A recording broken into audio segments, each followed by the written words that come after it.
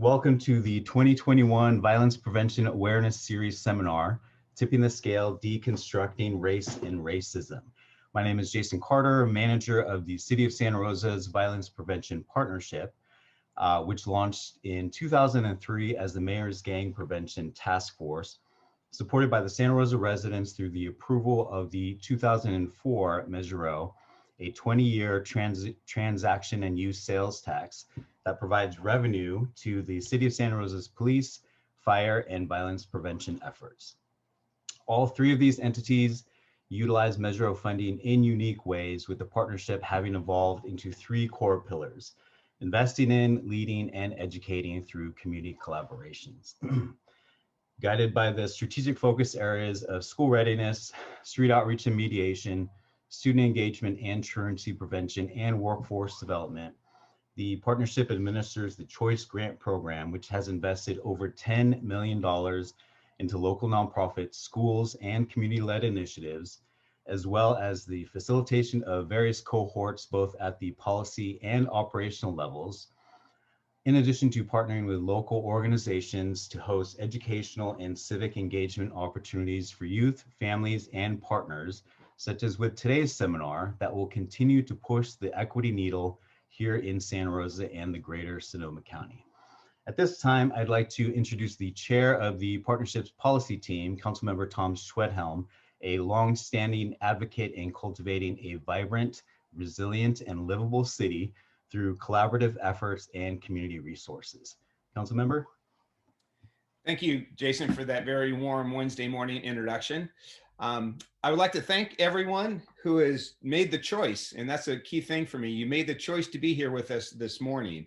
I also want to thank Dr. Washington for sharing her wisdom with us here today. You know, we're hoping for a large turnout, and last I heard, we're well over 360 registrants. So there's a lot to learn, because this is going to be a community dialogue. I really appreciate your participation. I also want to thank our Violence Prevention Partnership staff, who have gone to great lengths to make this production and make sure it's open to anyone and everyone who is interested. And Jason mentioned this, but most importantly, I do want to thank the Santa Rosa community and the voters who supported Measure O in 2004. It's because of you, the community of Santa Rosa, that we're able to provide this training at no cost to the participants. So I'm looking forward to spending the morning with all of you and look forward to hearing some great things from Dr. Washington. Thank you. Thank you so much, Councilmember. Today in January of 2021, our community continues to face adversity in many forms, many of which are systemic and universal in nature, which positions all of us as a community facing yet again a crossroads of either allowing these tragedies and heartbreaks to continue to repeat themselves generation upon generation, or collectively we challenge ourselves and, most importantly, one another towards growth and a reciprocated understanding of how we heal. True healing cannot come with hasty remedies and limited participation and effort. It cannot be at the expense of integrity and authenticity. Healing can be created from a commitment from all of us, side by side, through deep connections and intentional efforts, so we can learn and lean on each other, regardless of how complex and uncomfortable the conversations may be. We owe that to those that have suffered in the past, and we need to be held accountable for creating the resilient future that all of our children deserve to live in. And with that, it is with great pleasure to introduce the keynote speaker for the 2021 Violence Prevention Awareness Series seminar, Dr. Washington, founder and CEO of Sharon Washington Consulting, who, as an anti-bias content educator, has 12 years experience of creating safe spaces for diverse audience to connect and to explore our shared history and identify strategies for dismantling the systems of inequity that exists today. So please welcome Dr. Sharon Washington. Thank you so much for that warm introduction. Good morning, everyone. I'd like to thank everyone in the partnership for creating the opportunity for me to engage with this audience and to hold this dialogue. And I would like to thank all of you for taking the time to enter into this space. So I am going to jump right into it because there is much I'd like to guide us through. And I'd like for us to have the opportunity to digest and unpack some of the content that we'll explore today. So I'll just share my screen.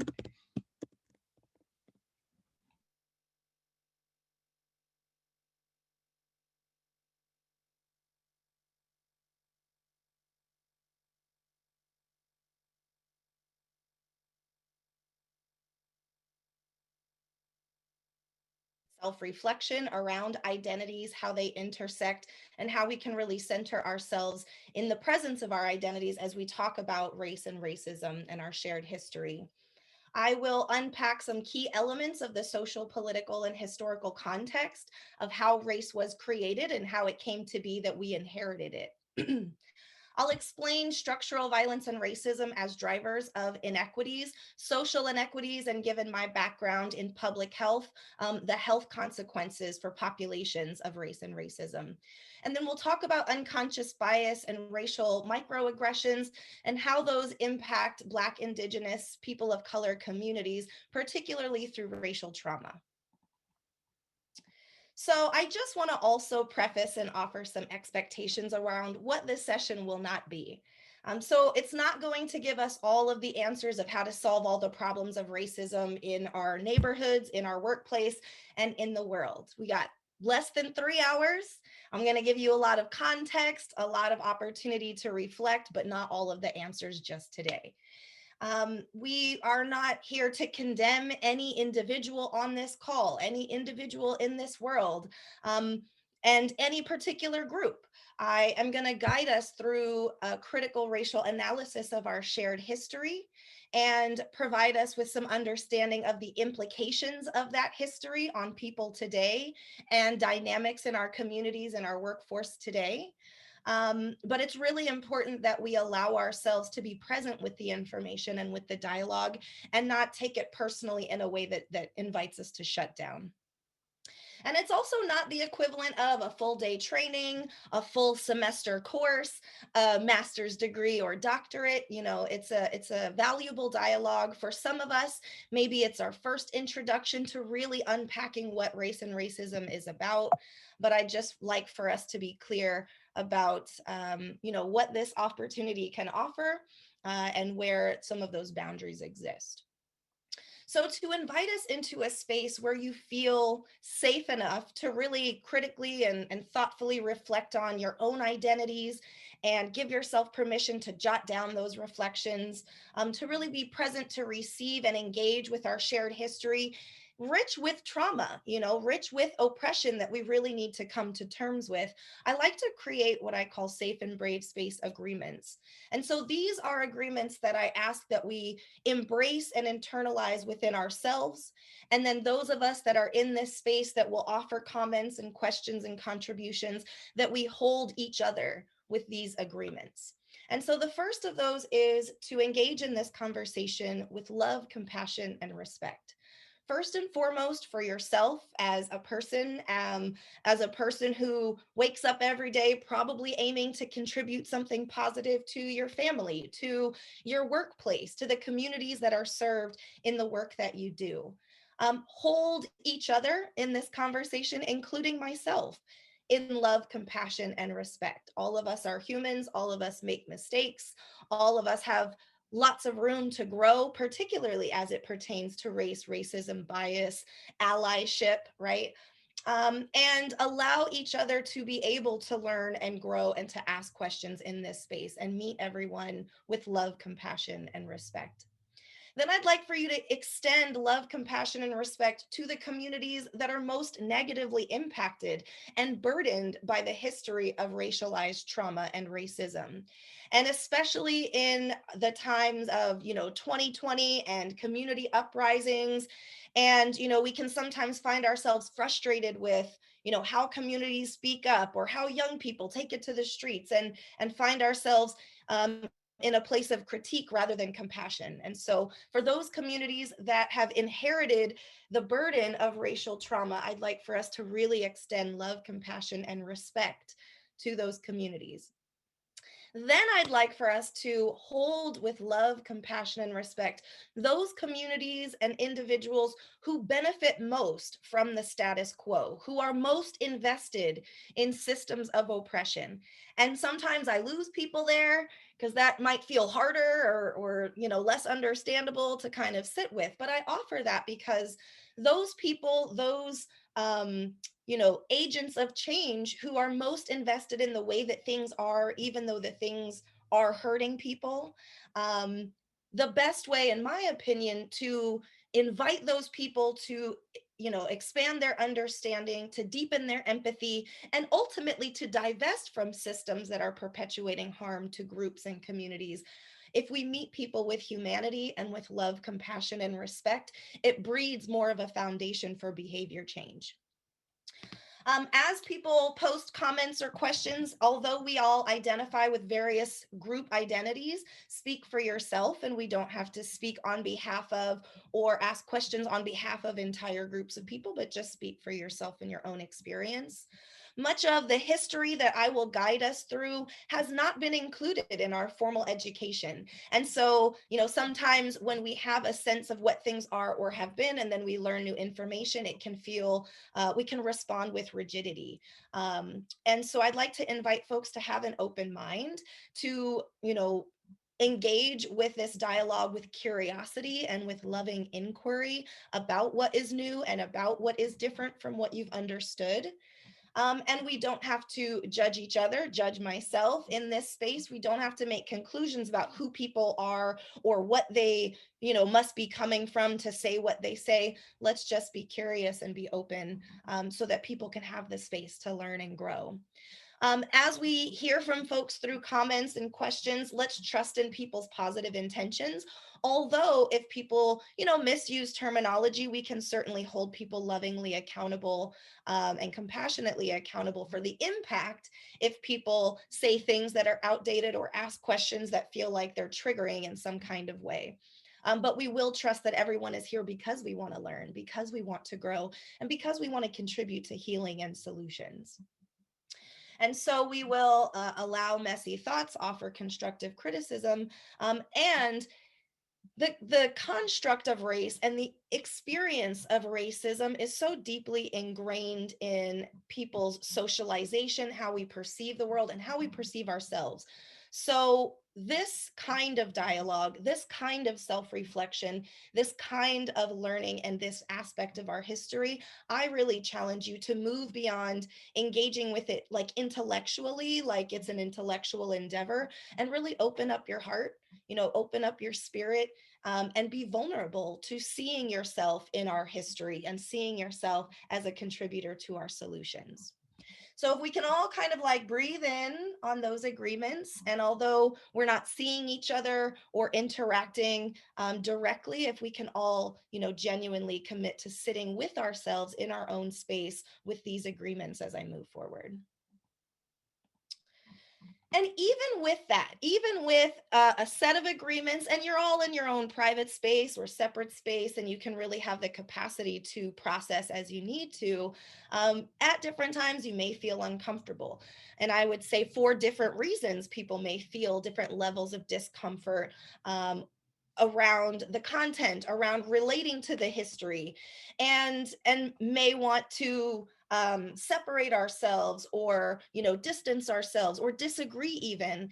And I would challenge you to appreciate that those folks who are most racialized and experience having to consciously navigate discrimination may also be in this conversation and feeling uncomfortable. And if you've ever attempted to lose weight or achieve a goal or change your diet or change your mind about something, change and growth and development comes with discomfort and sometimes even pain. And so I'd like for us to embrace that. If you find at any point in the conversation that you don't feel comfortable, that you feel triggered, I really invite you to write that down, track what prompted those feelings, and give yourself time after the session to reflect on what may be undergirding what was triggered by those comments or by those thoughts. But still challenge yourself to also stay present in the conversation. So then with that, there was a a document that was sent for folks who RSVP to the session. It also is accessible on the website. If you look in the chat, you'll see the website and you can access either a PDF document or a Word document. But I'd like for you to open up this social identity profile exercise document. If you can download it and you either want to type on it as a Word document, if you've already downloaded it and printed it, that's great. If you don't have the document and you can't download it because you're on your phone, if you have a piece of paper, you can just kind of replicate this as I talk through it. But I don't want you to let, having the document or not having the document keep you from engaging in the reflection process. So if you could just take the next couple of seconds and sort of gather this document or pull it up on Word, I'd like to talk you through this self-reflection exercise. And part of the purpose of this is as we embark on unpacking and deconstructing our racialized history and exploring the implications of race and racialized identity, particularly for folks of color, I'd like for us to ground ourselves and center ourselves and allow ourselves to really be present in a sense of awareness of our own identities and the ways in which our identities show up in this conversation and throughout your days and throughout your life. So hopefully everyone has this gathered, and I'm going to begin to sort of talk you through how to fill this in. So the first thing I'd like for you to do is in this first column, group membership, where you name or label your membership in each of these identity categories. So first, if you can just name, how do you identify your gender, maybe your sex assigned at birth? Do you identify as male, female, woman, trans, however you identify your gender or your sexual identity? So just write that down. How do you name your identity as it pertains to your gender or sex assigned at birth? Next, you can write down, how do you identify your race or ethnicity? What identity category do you use? Maybe it's based on census categories, but maybe you have your own way that you identify. But how do you identify your race or ethnicity? Write that down. How do you name or identify your immigration status? What country are you a citizen of? Are you, however that is for you. Also, I want to keep in mind this is private. If you have this printed, you can rip it up when we're done. You can delete it when we're finished, but this will be private and not shared. Next, how do you identify your sexual orientation or your attractionality? Heterosexual, straight, bisexual, fluid. So write that down for yourself, name that. How do you identify your religious identity or spiritual identity? Jot that down. Your socioeconomic status or your social class that you identify with. Write that down. Then you can list your age, whether you identify with a generation or with, just your numerical age, however that sits with you, resonates with you, how you relate to your age.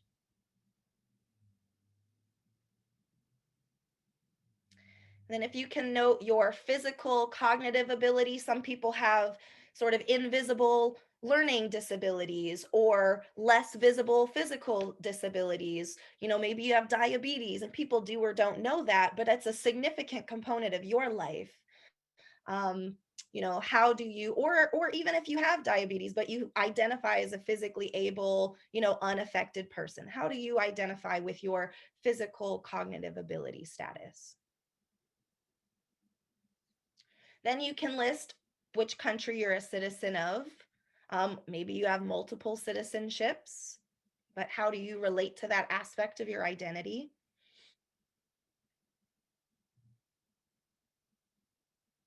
And if you can note your body type, maybe if you identify with being athletic or, being average or overweight or full figured, curvy, how do you identify with your body size, body type?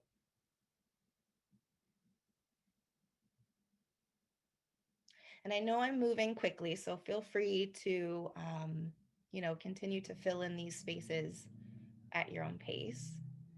Then, if you can list your title or position at work in whatever capacity you serve, what's your title? Do you supervise people? How do you relate to your position within your work? Are you a parent? Are you a sibling? Are you a care provider for a grandparent? And so being a grandchild is a significant, salient aspect of your identity. But what is your parental or family role? And how do you identify with that part of yourself? And then this last other box is I'd like for you to list any other salient identities that out of all of these others, as you move through your day, maybe you identify as a scientist and you work 18 hours a day in a lab because you love it. And so you would list scientist, or maybe you identify as the spouse of a firefighter. And so that's like a unique identity that comes with a cultural experience and expectations and challenges that isn't really reflected in these other categories. So any other salient identities and aspects of yourself that are really significant to how you move through the world and how you identify yourself. Okay, so hopefully you've been able to fill in most or all of those boxes. Then the next thing I'd like for you to do in the next column is look through those listings of your identity, and next to those that you think about the most throughout your day, put an X next to those identities that as you move through your day, you are conscious of that identity. You are aware of that identity. You are thinking about that identity. That identity is being brought to your attention. So put an X next to all of the identities that when you think about, what do I think about most throughout my day? Those identities stand out to you.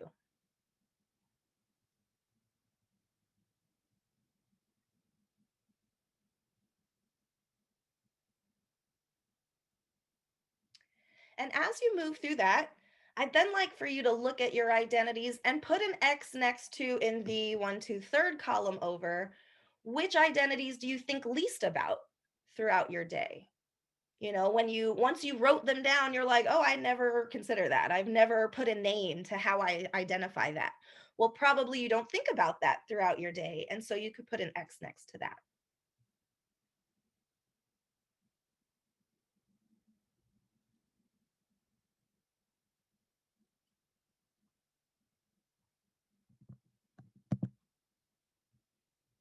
So as you move through, which identities are you consistently thinking about or are showing up throughout your day? And then which of those identities do you think about least, or had you not even considered perhaps before a few minutes ago? Then I'd like for you in the 1, 2, 3, 4th column to reflect on which identities and really try to narrow it to your top like 3 or 5. Which identities would you say have the greatest effect on how others see you? So when you walk into a space with people you haven't met before, which of your identities do you feel like most affect how those people perceive you, what they think of you, what they expect from you, how they might show up and communicate with you or relate to you? But which of your identities would you narrow down and say, when you enter into a space, probably most influence how people perceive you and engage with you? So just note the top 3 to 5 that you can think of. Put a little X by those or a check by those. And then I'd like for you to think about which of those identities most strongly influence how you see yourself, right? So maybe no one ever comments on, your birthmark on your chest, but every single day you're conscious of it, you're thinking about it, you're worried about it. When someone starts to make a comment, you assume they're going to highlight that, right? So which aspects of your identity most influence and frame how you see yourself, what you think about as you step into that room with new people, who you feel most conscious and maybe confident or insecure about who you're bringing into a space? And just put a check by those, put an X by those.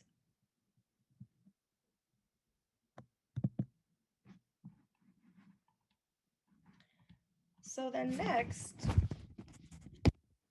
if you think about the identities in our society that are most associated with privilege, with power, when you look at who has historically led Congress, been the presidents, made decisions as executives in corporate, and other settings. When you think about the isms in our society that we're even unpacking in this session, and who has the power in hierarchies of oppression, right? Which of your identities give you the most power or privilege as you move through systems of homophobia, transphobia, sexism, racism, classism, elitism, and like access to education? So, where do you have access to power and privilege because of your identities?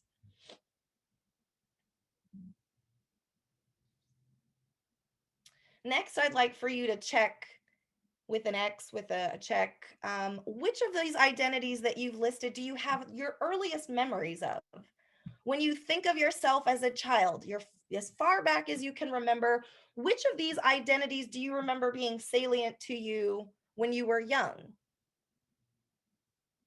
For some people, you remember being overweight from a very young age because it was part of how people responded to you as a baby, constantly calling you chubby, and it was sweet and endearing until it wasn't, around 7, 8, 9. So which do you have the earliest memories of? Note those. And then lastly, I'd like for you to note which stand out to you as having the most influence and in how you show up in your work.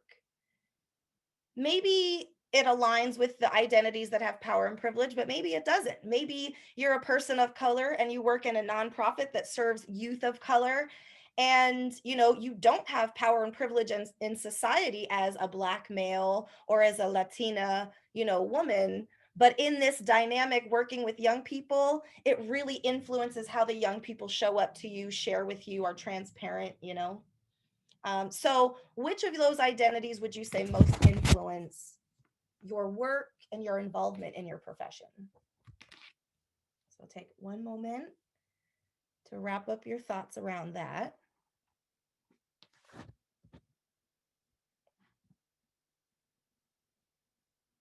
So that's a lot. For some people, that might be more self reflection, and really explicitly naming some of these aspects of how society has shaped and framed who we grow into being and how we identify. And so, in and of itself, just naming these identities and really thinking about what shaped how these identities came to be for me. How do these identities influence how I show up in different spaces? It can be a lot to just sort of really thoughtfully explore that for yourself. So I'd like for you to note, jot down, sit with, scan your body for what did it feel like? What is it feeling like to complete this inventory of your identities? I mean, and complete is probably not the right word because this is certainly something you can spend some time after this session deepening your exploration of. I'd like for you to jot down what is coming to mind as you ask yourself these questions around these identities and your history with developing these identities. So I'd like for you to sit with that reflection. And as you jot down some of those thoughts and notes, I'm going to ask you some other questions and see sort of what comes to mind. And as you look at this inventory of elements of who you are and how that's shaping you, jot down what comes up as I pose these reflection questions, and then we can check in with the group about what's coming up. So when you think about this chart, I'd like for you to reflect on, how do the identities that you think about most take up mental space? So the identities that you checked off as, being consciously, consistently aware of throughout your day, is that awareness heavy and distracting? Are you constantly having to justify that you belong where you are because you anticipate that people doubt you?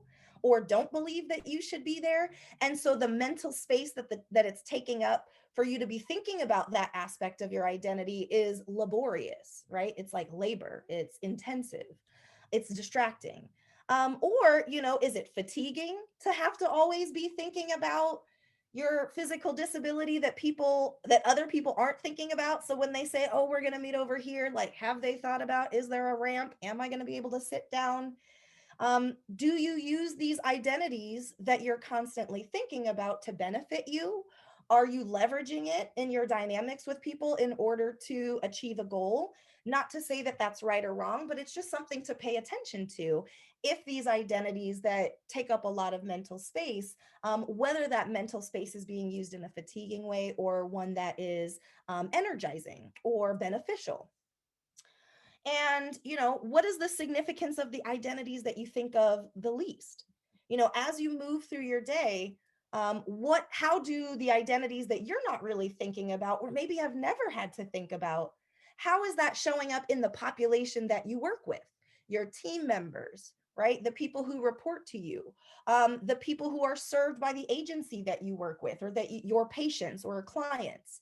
And so, do they identify largely with identities that you're oftentimes never thinking about? And what can that be contributing to your dynamics, how you relate to them? If you never speak to an aspect of their life that they're constantly thinking about and having to navigate, but you never really name it or check in about it, what is that depriving of your relationship and dynamic with those individuals? Are those privileged identities that you're not ever thinking about? And what does that mean? What does that contribute? How does that influence how those privileged identities show up when you sit down to make decisions or engage with people to deliver services? If you have certain kinds of privilege that you've never assessed, you've never critically thought about, you've never engaged with in a mindful way. Are there parallels between the identities that shape how you see yourself and how others see you?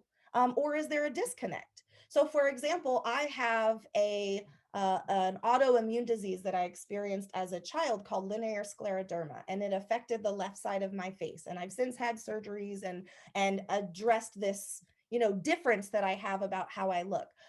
Almost, throughout most of my days, I don't think about it. I don't think about it for myself. But when other people see it and bring it to my attention, then I have to grapple with, like, how I feel about being disrupted in my, peacefulness and tranquility of not dealing with that, and have it brought to my attention. And depending on the person's tone and how they bring it up, that can be a disruption or a trigger for me throughout the day. So, the ways in which you see yourself, does that set you up for confidence and strength? But then the ways that others see you sort of disrupts that or undermines that. And what is that psychological work like for you? What does that do?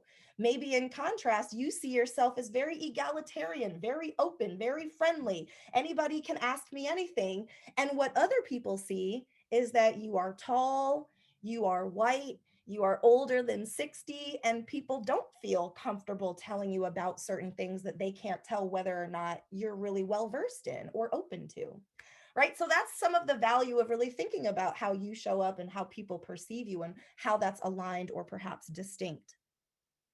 How do you feel, or how do you think about people having the same privileged identities? And when you look at the people that you work with, the people that you make decisions with, the people that you make decisions on behalf of, do you share in the same privileges? Do you share in the same disadvantages, or sources of oppression? Or is there difference? Is there discrepancy? If there's a significant difference between the levels of privilege and the number of privileged identities that you carry, and you're making decisions on behalf of significant group of people who don't have a lot of those privileges, and in fact might have a markedly different set of demographics, it's so important for you to educate yourself about the context of those people's reality, since you have the power to make decisions, but you don't have the experience necessarily of the context of the needs, right? It also can call to question, like, what do you need to do to really develop a conscious empathy for people when the experiences that they have may be far removed from your own? How do you think people with more and different forms of privilege and power can play a role in eliminating, inequities? Do you see yourself as a part of the solutions, proportionate to the privilege that you bring to the dynamic? Or do you feel like, since you have privilege in this situation, maybe I shouldn't say much, or I'm not sure how I fit in? Just having a sense of your understanding and your perception of your role in the solutions and in the action, and in the dialogue is so important to check on and bring to the forefront of your mind and your discernment. And then, if you can think about the identities that you have your earliest memories of, what shaped those memories? What lessons were you taught? What were your grandparents and your parents talking about as it pertains to these identities in the kitchen and in the house, when they thought you were not listening and when they knew you were? And really give yourself permission to explore how that and the media that you were exposed to may have shaped your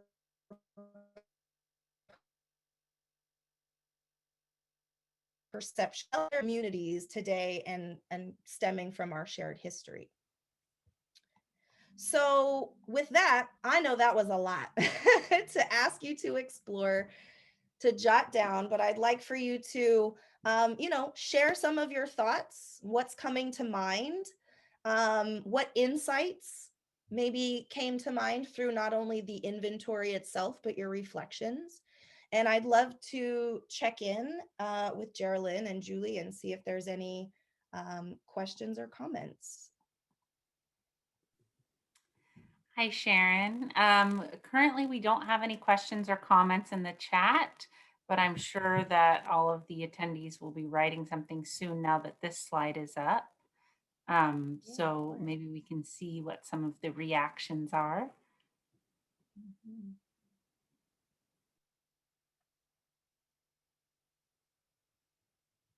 And there will be a couple of other opportunities where we're going to pause and check in. So, of course, I know that was a lot to reflect on.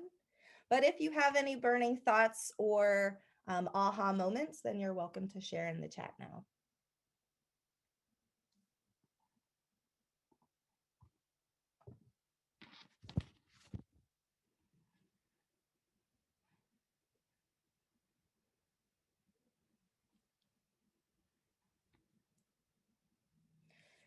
So I'll give you about 30 more seconds to just capture your thoughts. And again, if you wanted to share any of those, you're welcome to, before we kind of pivot into the next steps of our dialogue. Hi, Sharon. This is Geraldine. I wanted to share with you some of the comments we're getting now. A lot of people are saying that they are now aware of social identities they were not aware of. And then another comment is how I am perceived by others, especially when they put me in specific boxes, causes irritation. Someone else said it brought up Black fatigue for me as an African American woman. I sometimes forget that I am 58 years old and white. People treat me with more deference than I expect or want. I'm constantly trying to understand my role in the work I do and on daily bias. Those are a few. Yeah, thank you so much for that. And, I really appreciate the ways in which reflecting on these different kinds of identities can really help us to grow into an appreciation for lots of folks. Being put in any kind of box, can trigger people in different ways. Clearly, my hair is big and curly. And depending on my personality, if somebody said, oh, you've got big curly hair, I could be like, don't call my hair curly, it's fluffy. You know what I mean? Like, people can feel uncomfortable, can feel bothered, can feel infringed upon by being labeled, being boxed, being, having terminology applied to them that they didn't authorize. And that is valid, and that is worth really taking the time to individually learn how people want to be recognized and referred to. But I also want to complicate that, and I will complicate that by grounding the rest of our conversation in our history and how oppression is systemic and institutionalized. Because, although actually there are laws about curly hair, but there are some kinds of stigma, stereotypes, labeling that we don't like and doesn't feel good, but isn't connected to any laws or policies that infringe on your civil rights or your human rights. And then there are others that do just that. And so that's part of, I think, the value of being able to really thoroughly look at what different ingredients make us who we are. And how do we feel about that? Do we agree with having been labeled as, this kind of identity or not? And also, how do those identities show up in policies, practices, social norms in ways that either provide us access to opportunity, whether we want it or not, or deprive us of access to opportunity, or present significant barriers in our pathway just because of the label that's been put on us and the values associated with those labels. So let's then press on. So I'm going to just very, very briefly touch on some terms and definitions around racism, and then, get us some context about where race actually came from. So oftentimes when we think about racism, we'll sort of jump to an idea in our mind of like really offensive, egregious, words being thrown out, hurting someone's feelings on purpose because of their racial identity, or Klansmen burning crosses and things like that. And so that lies within interpersonal racism, which is, common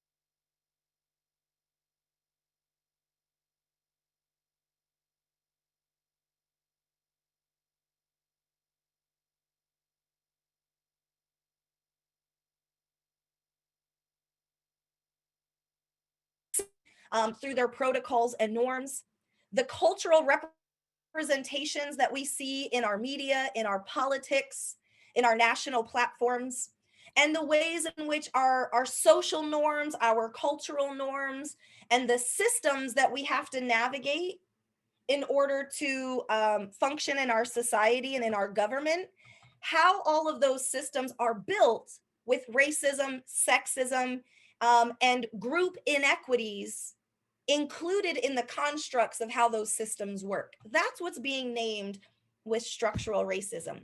That even when no individuals carry racist thoughts or discriminatory ideas in their minds or in their hearts, there are still policies and protocol around where we recruit from, right? Which universities we recruit from when we hire, how we assess people and evaluate people, and there's bias in those functions. And so even without racist or prejudiced ideas, there's still racism and inequity built into how systems function, into the boxes on the intake form, and who's not included in the boxes, and therefore who can't be, engaging in services according to their accurate identity. Then there's institutionalized racism. And so when you look within institutions, in a specific hospital, in a specific university, even in, specific industries, you can see the ways in which through hiring processes, promotion processes, social norms that create opportunity for subjective assessments of people to promote bias in an institutional form.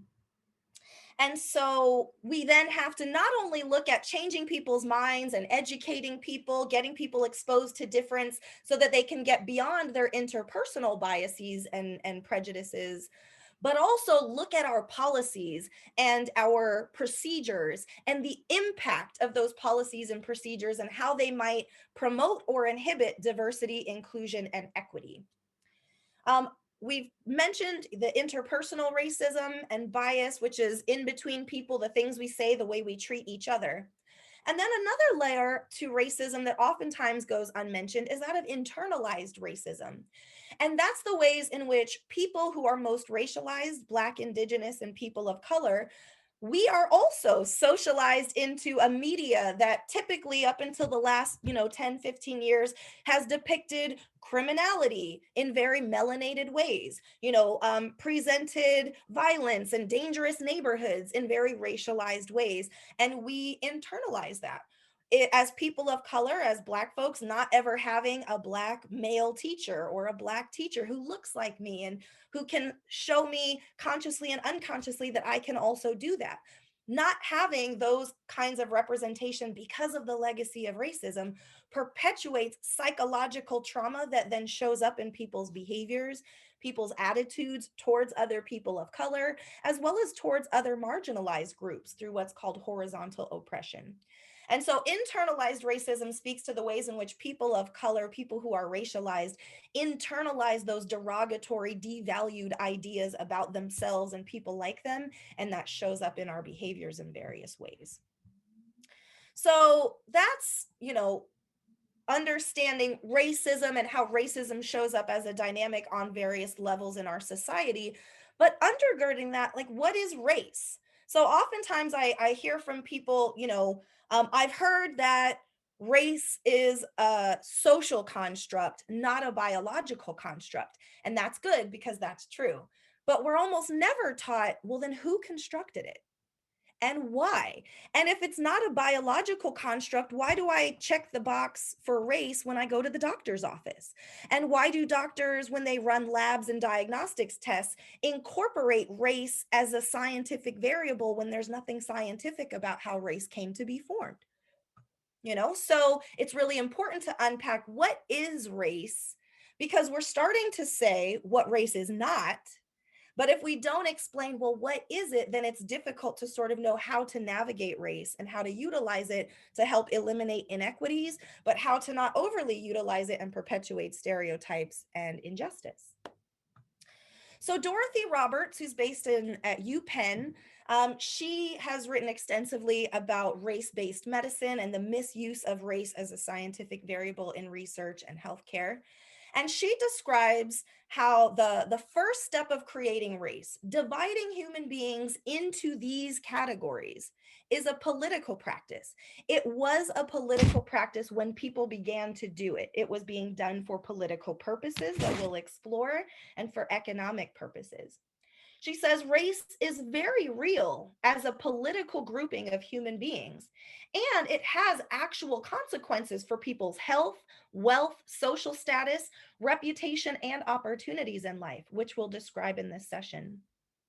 But the fact that dividing people into races has biological effects because it harms people, it gets people exposed to violence, it deprives people of access to wealth and sustainability, it does not change the fact that this division was actually a political exercise and not based in science, biology, or human evolution. So then, who created it? Let's talk about that. Where did this come from? So in the context of Europe in its development from feudalism and growing into an economic formation of capitalism that we have now inherited. As if you can recall from early history classes, which in my experience were limited in how much they really guided us through how we got to where we are.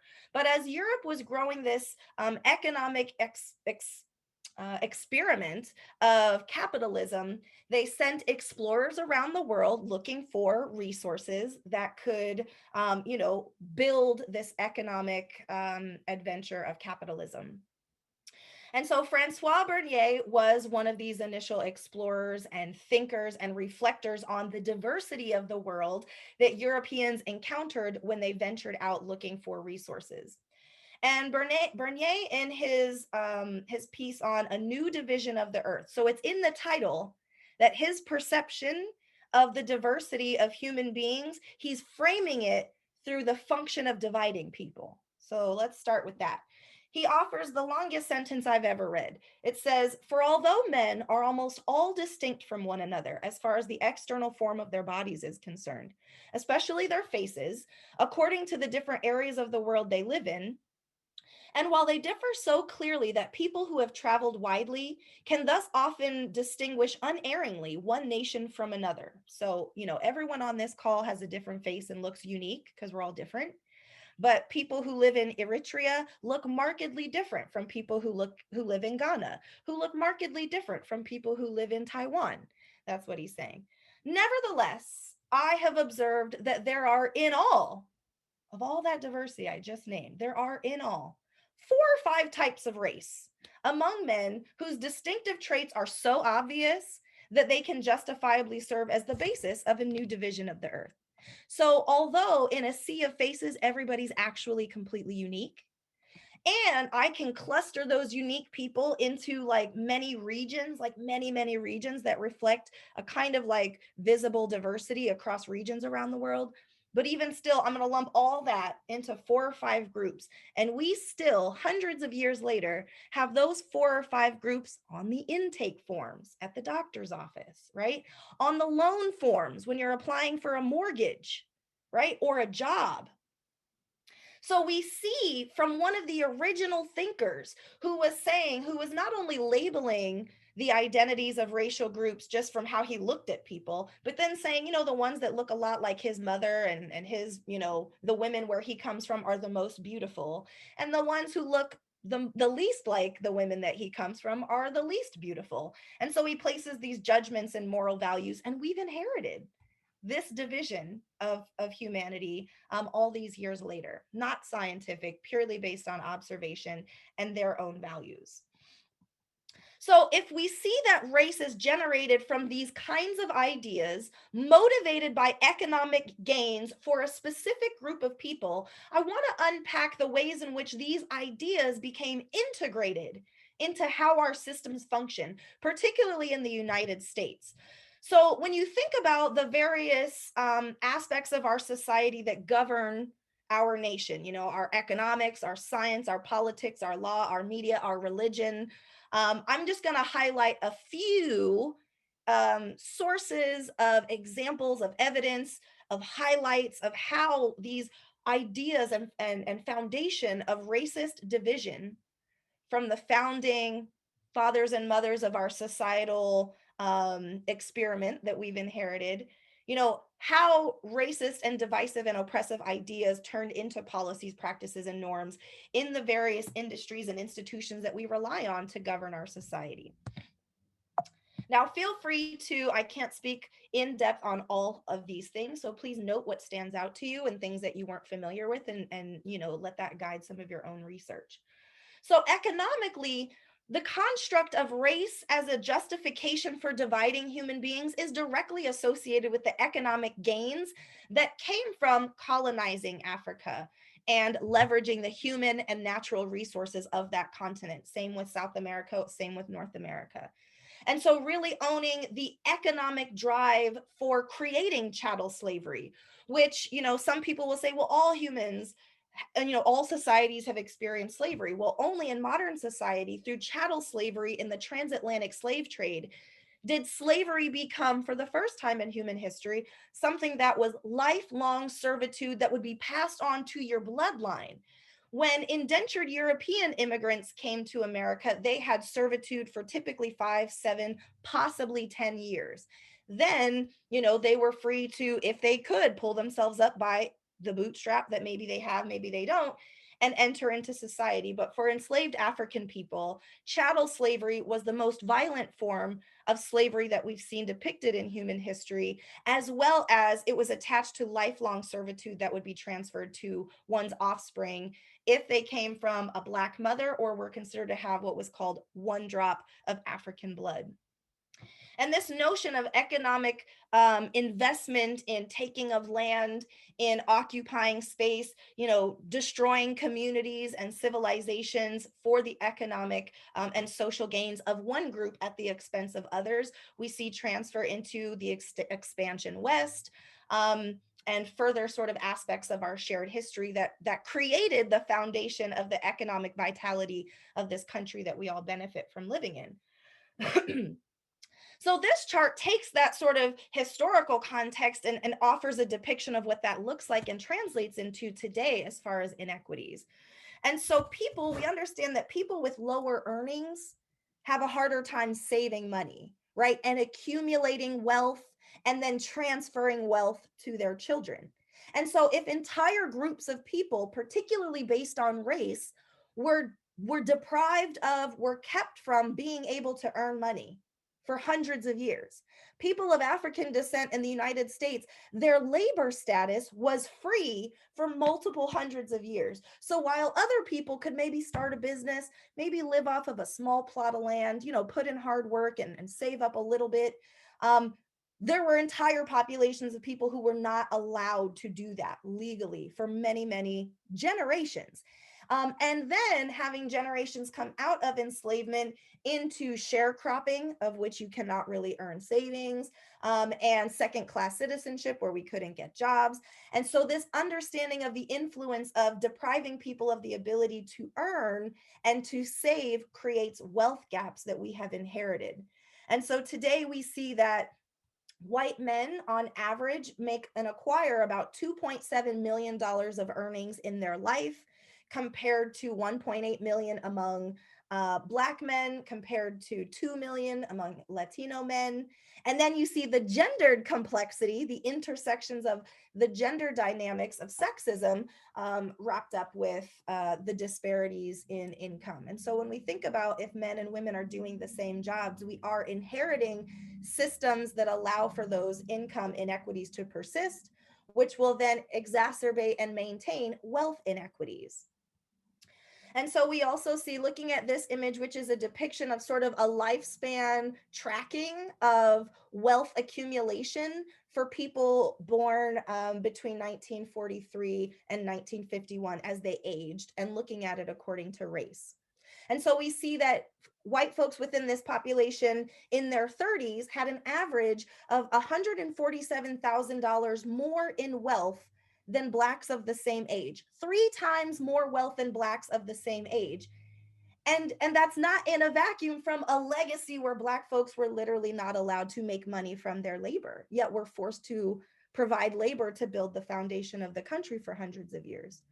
By their 60s, this population of folks, white folks, have $1.1 million more than Black folks, 7 times more than their Black counterparts. We know that between 1963 and 2016, families in the lowest 10th percentile of the population went from having no wealth, zero wealth in 1963, to having $1,000 in debt in 2016. We see that in that time span, families in the middle of that range more than doubled their wealth in this time span. Families in the 90th percentile, their wealth increased by 5%, at the same time that the poorest of our communities went into debt. And then the 99th percentile, the people who make more money than 99% of the population, their wealth increased by 7%, or I'm sorry, by 7 times. And then we know that that's only been exacerbated by COVID, and we see the revenue generated by Amazon and things like that. And so I think it's important to keep in mind, one, when we look at the shifts in wealth and the disparities in wealth accumulation, when we see this, the group in poverty, one, there's a lot of white folks in that group. And so it's so important to keep in mind that this function of capitalism in a way that deprives people who historically have been left out of opportunity and access to get into the system of having savings, having land, that also is leaving out many white folks.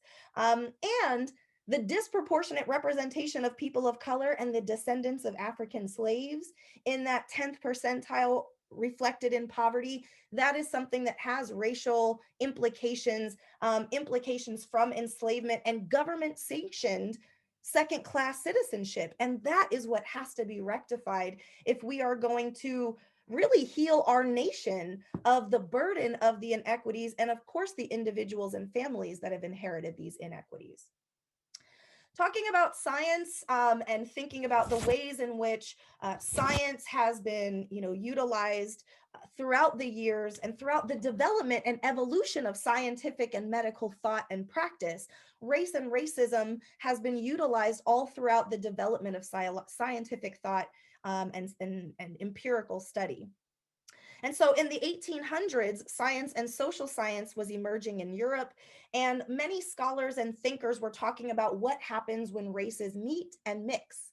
And at that time, much of what was happening was indigenous mass genocide, right? So having immune systems that were not ready or equipped for European diseases, having state-sanctioned distribution of disease, particularly among indigenous Americans, and smallpox and this distribution of blankets known to be infected with smallpox, and other kinds of disease-based devastation to indigenous communities.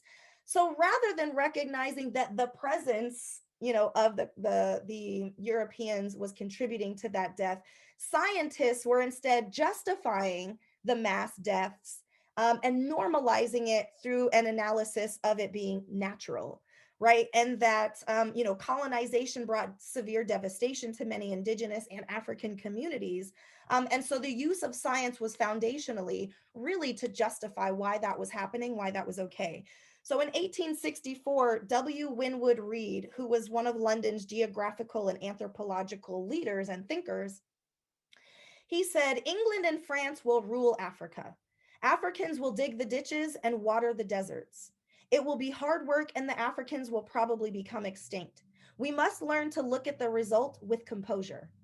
It illustrates the beneficent law of nature that the weak must be devoured by the strong, right? And so do we agree with that now? Mostly no, right? We would not agree with that. And yet that is what happened. That is how it was documented and justified. And, and that's something that we really have to come to terms with and allow some healing and rectification of that. When we think about politics, there is so much that can be said about the utility of politics to embed racism into the functioning of our society. The 3/5 compromise, when the creation of this country and the ratification of our country into its own identity, the compromise of the actual humanity of an entire group of people, so that you have this large number of enslaved African people, and the compromise between the North and the South, that those enslaved African people, instead of being counted as individuals for the purposes of the census, which was going to direct representation in government, that African people who were enslaved would be counted as 3/5 of a human, so that the Southern whites who owned land and would have representation could get some reflection of those people in their numbers in government, but that the North would not allow them to have too much representation. Who was sacrificed? The full humanity of each of those African people. And that was written into the founding documents of our government, right? Then housing discrimination is a really key sort of way in which this idea of you can acquire wealth by owning land and property, but we have systematically made it illegal for most of the time that at least Black people have lived on this land for them to own land or property, similar to indigenous people, right? And so looking at, again, currently the influence of the foundations of racism built into our notion of our economy and economic vitality and sustainability for individuals, families, and communities, and how that shows up in today's inequities, we see it in housing. So you see this chart sort of outlining different racial groups and their patterns over time of home ownership. And so you see that non-Hispanic white folks above 70%, between 70 and 80% of home ownership. And then down below at the bottom in purple, you see Black folks and home ownership. I'd like to highlight briefly this green line that says all other races. What is so unfortunate and perpetuating of erasure and marginalization is that Native folks, because of the legacy of genocide and marginalization, the population being too small to fit into the chart, that their rates of home ownership are extremely low, but you can't see that. And in fact, it gets muddied up with, Asian communities that include Chinese largely, that have access to means and home ownership, but not necessarily reflective of like Cambodian populations that have higher levels of poverty. So the ways that we're clustering these racial groups together is also driving the structural violence of erasing particularly hyper-marginalized indigenous populations and hyper-marginalized populations within groups like Asian, that show up good in the numbers, but there's lots of subgroups within that category that are suffering remarkably. And so in 1976, we see from this chart that 68% of white families owned their homes compared to 44% of Black families and 43% of Hispanic families. By 2016, the home ownership had narrowed slightly for the Hispanic population, but had widened for Black folks. And so Black and Hispanic families were also less likely to own homes than white families with similar incomes. So again, if you have historically been deprived of access to home ownership so that in this generation, nobody inherited it, and then because of biases in home ownership processes, predatory loans, income inequities by race and gender, it primes us to be fundamentally lacking the ability to leverage home ownership and property ownership to mitigate the wealth gap that we've inherited. When we think about law, again, so many things to unpack, but just a very brief, set of highlights that in 1660, enslavement was legally made lifelong for Blacks. Again, separating the indentured servants who came from Europe, who would have 5, 7, maybe 10 years of servitude, and then to create a chasm, a racial chasm, to counter Bacon's rebellion when enslaved Europeans collaborated with enslaved Blacks and fought against slave owners. When indentured servants from Europe finished their servitude, they were given a musket, a bushel of corn, and a plot of land to start our new life. Hashtag white privilege, right? Because they were given the privilege to stop having to serve someone else for free and to now be able to integrate themselves into society. Black people were systematically not allowed to do that for a very, very, very long time. And when you look at the recent the recent legacy of even in home ownership documents and deeds that houses were not supposed to be sold to Black folks, even in suburbs, even in California. So looking at how enslavement became lifelong and the chasm that was created between indentured servants who were white and lifelong enslaved African people. In 1705, the Virginia Slave Code made it such that the killing of an enslaved African person is not a crime.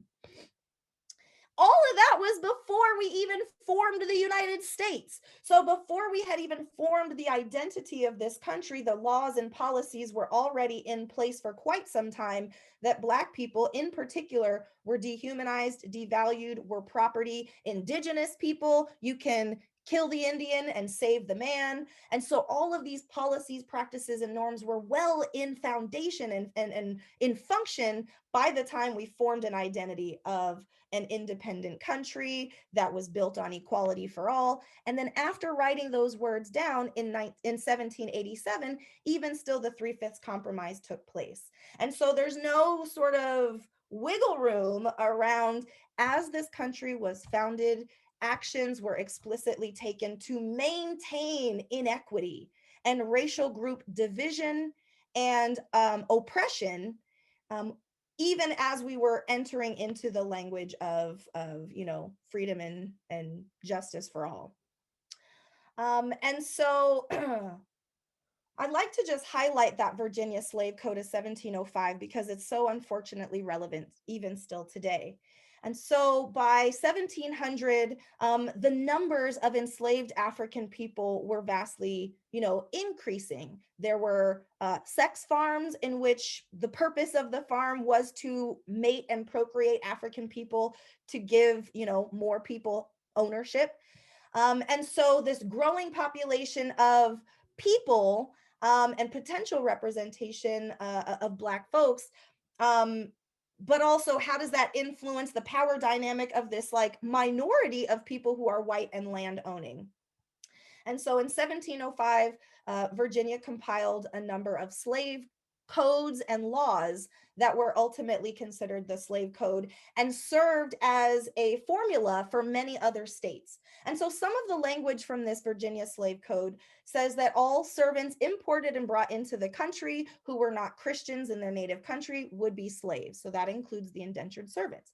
Now, specifically racism gets embedded here. All Negro, mulatto, and Indian slaves shall be held as real estate, property, right? If any slave resist his master, correcting such slave, correcting a slave, should that slave happen to be killed in that correction, the master shall be free of all punishment, as if such accident never happened. Further, the laws within this code highlights that slaves needed written permission to leave their plantation. You needed to show documentation that you are able to be here or there and that you belong to someone. That slaves found guilty of murder or rape would be hanged, that for robbing or any other major offense, slaves would receive 60 lashes and be placed in stocks where his or her ears would be cut off, and that for minor offenses, such as associating with whites, slaves would be whipped, branded, or maimed, right? And so it's so fundamentally important to honor that there has never been a time in this country where Black men or women would not be held accountable for anything that crosses the boundaries set forth by whiteness, right? And white sanctioned institutions. So the rules set forth that Black folks are not allowed to cross. It's very clear how violently they will be met. At the same time, this law enabled white people to kill Black people and move on like it never happened. And so sadly, in 2020, when we are still having to say Black Lives Matter, they do matter. The reason we have to say that is because fundamentally, there has never been a time, I mean, in the formation of this country, Black lives have been documented as only mattering as much as they can be quantified numerically, and that numerical value can benefit the white person who's entitled to that person, right? We have to sit with that, come to terms with that, and create some opportunities for healing. When we think about media, one small depiction of the influence of media in shaping and systematizing, structuring racism into our society has to do with representation. And so a study that came out of New York City demonstrated that although Black folks were arrested, 51% of the people arrested by the NYPD for murder, assault, and theft were Black, which also has to do with hyper-policing and things that we could get into. But with 51% of arrests reflecting Black folks, there's an overrepresentation of Black folks in media depiction for those crimes. So 75% of the people depicted in the media for committing those kinds of crimes are Black folks. And so then we understand that when people are hyper exposed to criminality associated with Black identity, that it decreases people's empathy over time because you're just kind of used to associating Black folks with having done something wrong, with having to spend tax dollars on arresting them. And that ultimately, that lack of empathy shows up in when people apply for jobs, the different kinds of biases that we acquire consciously and unconsciously, and empathy or lack thereof in healthcare settings and other opportunities where people of color should be met with compassion, but instead they're met with filters of people's expectations or assumptions through exposure to media. And so this just being a very small snapshot of the ways in which throughout history racism has been integrated into the formation of how our systems function, specifically to economically, socially, politically, legally benefit those who are categorized as white, specifically and particularly at the expense of people who are categorized as Black, and in an American context, also Indigenous, unless those Indigenous people would culturally assimilate into whiteness, right?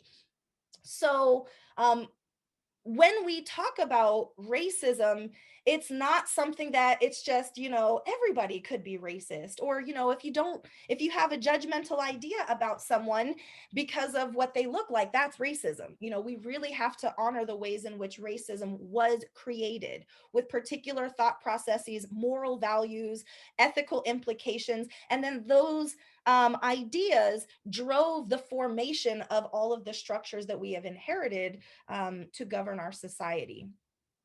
And so to then really sit with the context of which, we have grown as an American identity in such a way that, at least from a Black perspective, over 60% of the time that we've been in America, we were legally enslaved, right? So the majority of the time that people of African descent have been on this land, it's been through legal state sanctioned slavery, like all the way slavery, followed by the next like 25% of the time we've been on this land, we had Jim Crow. You know, if a white person's on the sidewalk, you got to get off the sidewalk. You can't look at them in the eye. You can't talk to them. You can't, you know, go into many white owned businesses. Like we remember what that is. And the violence of the threat of lynchings to police and regulate Black folks from trying to vote, from trying to be functioning, citizens in this country, the threat of lynch law for 25% of the time that we've been on this land.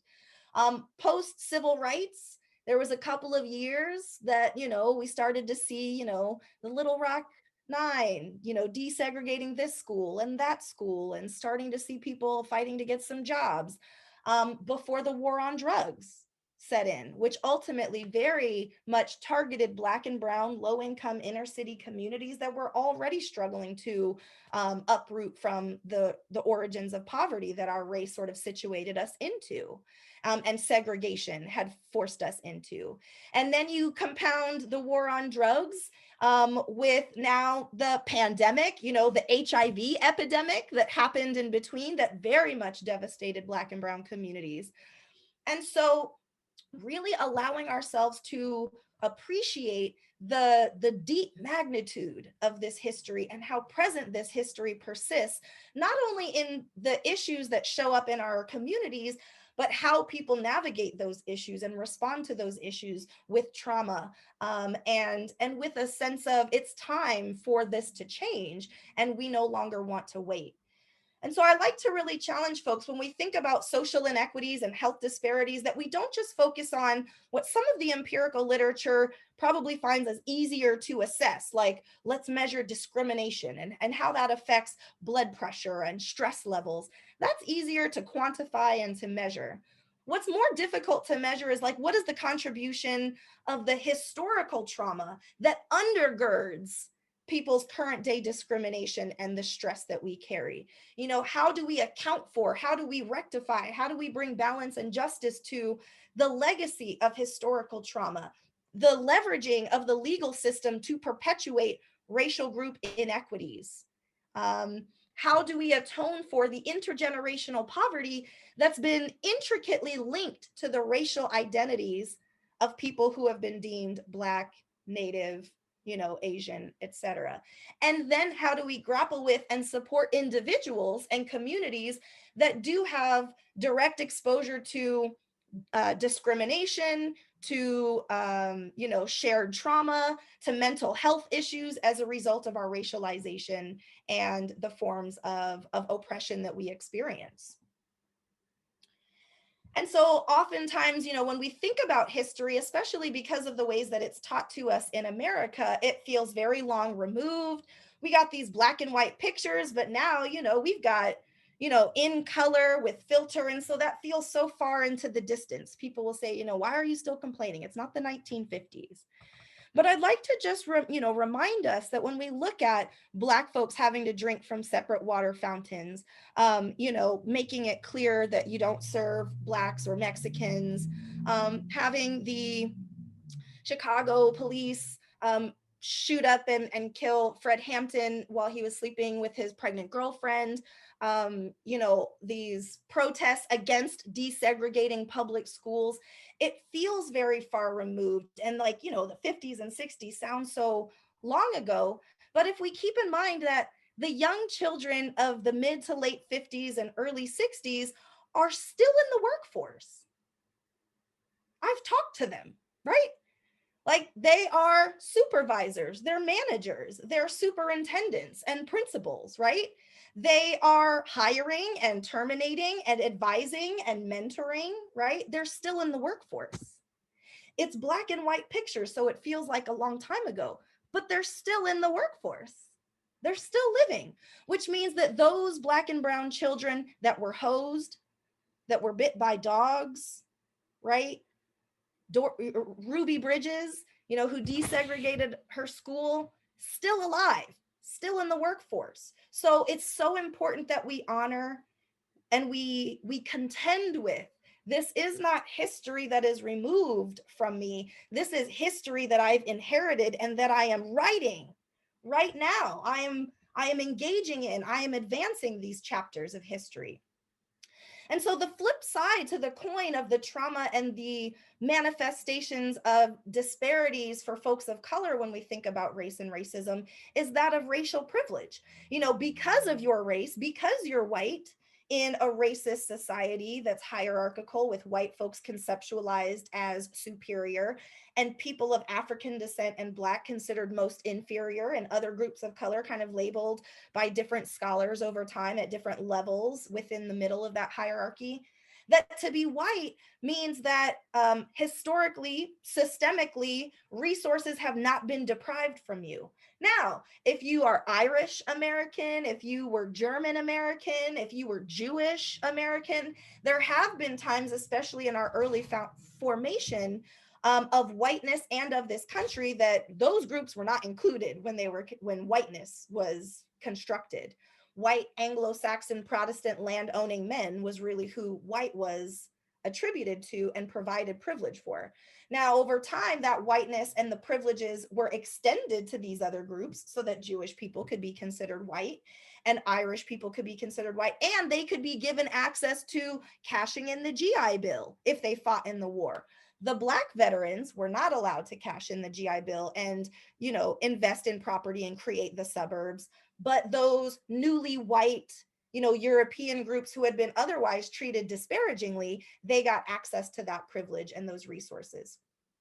Having the power, you know, being represented in the power dynamics of passing legislation, being able to be president, you know, being CEOs and making decisions in institutions as well as for communities and for our governance. Having the luxury, the psychological luxury of not having to be aware of it, not having to be bothered by it, not having to think about it every day, knowing that your life and your safety depends on thinking about it and being strategic with your racial presence. Chosen segregation and the ability to choose to cash in your GI Bill and live in a segregated suburb where they're not allowing Black people to move in. Choosing to pick the good schools where there happen to not be any Black or brown children, right? Having the ability, the access to choose to segregate yourselves. Now, people might say, well, look at Chinatown. You know, lots of Asian people do that, or lots of immigrant groups, you know, focus on living with themselves. And, you know, I think that there's validity to the patterns of those choices. And yet, you know, Chinatown, members of Chinatown, you know, are not then leveraging their representation in state government to say that people in this other neighborhood can't vote, right? Or like can't read. So the use of one's power coupled with choosing to keep themselves from other people, choosing to stay void of understanding how other people live and their humanity is part of the privilege there. And individualism, expecting that when they speak, they're being seen for themselves and not, you know, a representation of their race. And so having this sense of entitlement to being seen for oneself, even though, you know, Trayvon Martin was seen as a thug, right? And, you know, Tamir Rice was seen as someone of risk, although he was 12 years old and had a toy in his hand. So, you know, those are certain privileges that because of not being violently targeted in this construct of race. Instead, race and its violence was created so that members of your group get to do things, you know, get to have resources available to live an American dream. That's part of the depth of privilege that's being named. That was a lot. That was a lot. So I want to check in and see how is this landing on you. You know, if you can check in with yourself, if you haven't been jotting things down, maybe this is a good time to kind of scan your body, see how you're sitting with all of that context. What's difficult about what I've shared so far, and what questions do you have? So I'd love to check in with Julie and Geraldine. Are there comments? Are there questions people have at this point? Yes. Hi, Dr. Washington. Thank you so much. I do have a few questions from this last section here that are pretty interesting. Jumping right in, someone has asked, do you believe you can be anti-racist without being anti-capitalist? I really appreciate that question. I believe that there is leading thinkers who, based on their definition of anti-racism, would allow people to believe that that is possible.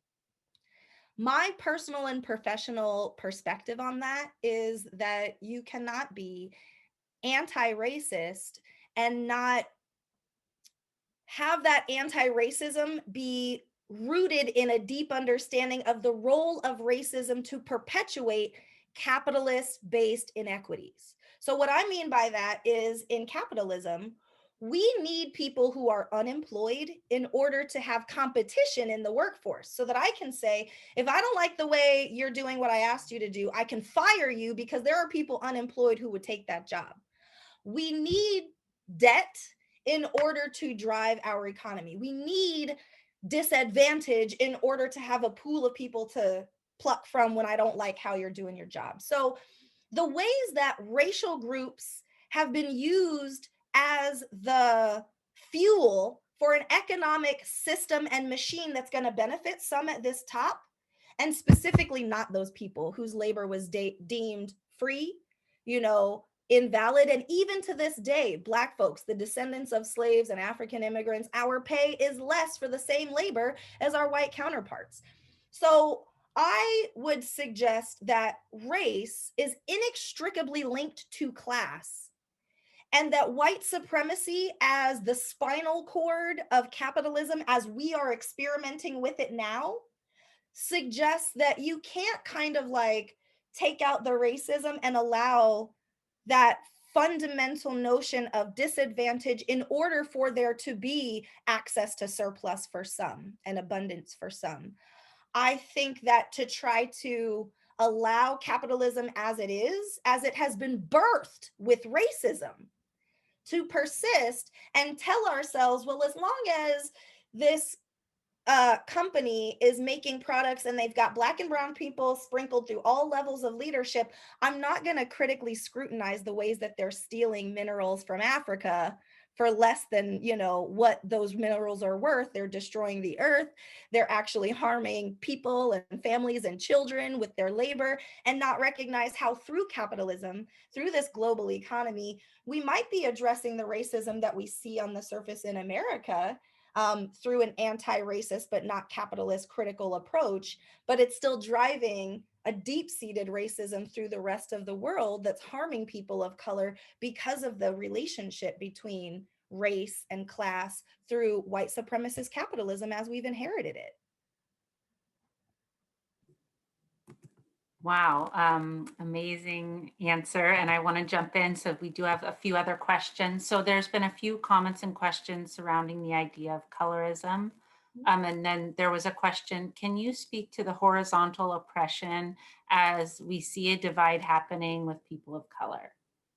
Sure. So colorism being this phenomenon of within communities of color who have largely around the world been colonized by Europeans and imbued with values in India, throughout Africa, in African American communities, in indigenous communities, where the darker skinned a person is, the more closely aligned with African phenotypical features a person is.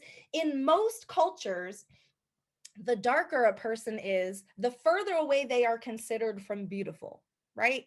The more European features a person has, regardless of their cultural context, more often than not at this point in our society, not indigenous to how humans think, but reflective of our legacies of exposure to colonization, imperialism, violence, right?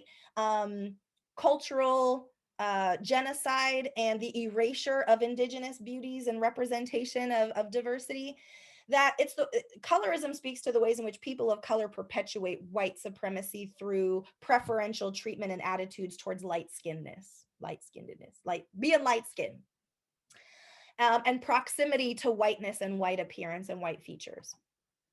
Now, to then highlight, horizontal oppression and the ways in which people of marginalized identities, rather than working collaboratively to dismantle the systems that create their oppression, and instead direct their anger and their frustration towards other marginalized people through colorism. So you can have light skinned people of color discriminating against, not giving opportunities to, keeping secrets from peers that are darker, or not dating or mating with darker skinned people, or the opposite, darker skinned people being like, you get everything easy because you're light skinned, and just division that prevents collaboration. Or you might see that as Black and brown folks being homophobic and transphobic, and rather than really critiquing the systems that make it so that it's difficult for us to just survive, and working with those also marginalized groups of color who happen to be of trans experience or LGBT, or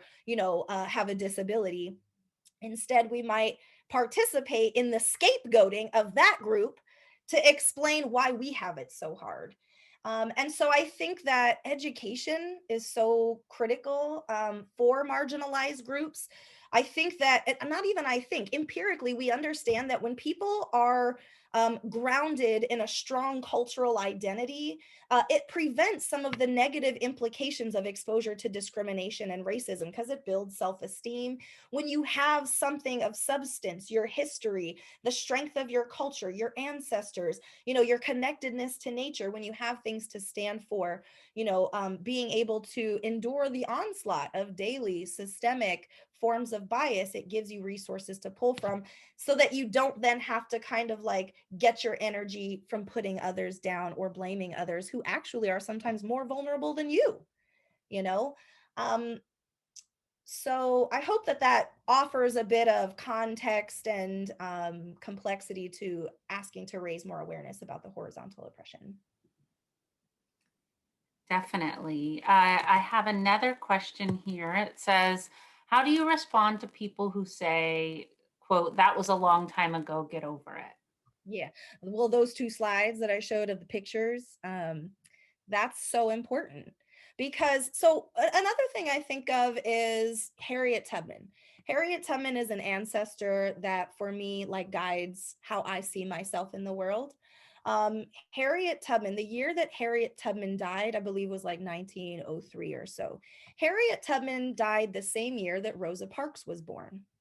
I was alive while Rosa Parks was alive. So it's like the idea that I have walked the world with someone who was born the same year that Harriet Tubman was alive can show you that we are one lifetime away from slavery. My grandmother, who I knew, who held me in her arms, my grandmother is the granddaughter of someone who was born enslaved. So in the same way that my grandmother held me in her arms and I smelled her, I knew her, she knew and smelled this woman who was born into enslavement, not just who was born into the 50s and protests, but was born into being enslaved, being owned by somebody, And so, and you don't just go from, I myself was born in poverty, and I myself only in the last year have gotten into a place where financially I'm not like working poor. So the idea that entire populations, people of African descent, people of indigenous descent in one generation are supposed to be functionally at the same place on every level as people who have been inheriting homes from their parents for multiple generations, inheriting businesses, or at least seeing that business is something you can, strive towards if you want to. So really, I think rather than the comfort of saying that was a long time ago, we can instead sit with like, how long ago was it? Who was alive for that? How are they related to the people who are alive now? How have the systems that birthed all that made changes, and what changes still need to be made? But the fact that we're one lifetime removed from enslavement, and the fact that people who were picketing desegregation are still in the workforce, I think those are difficult truths that we have to sit with, and that really dissolve those arguments. So I'd like to pivot just for the sake of time, and we can check back in on questions and comments in a little bit. We will have a 5-minute break coming up, just so you all are aware. But I want to just move us forward. Oh, boom. Look at that 5-minute break right there. So let us, I'll let the moderators, if you want to jump in and say anything now, but I think now could be a great time to pause and we could come back at, I have, well, now it's an odd number. It was going to be 45, but we can come back in 5 minutes if that's okay.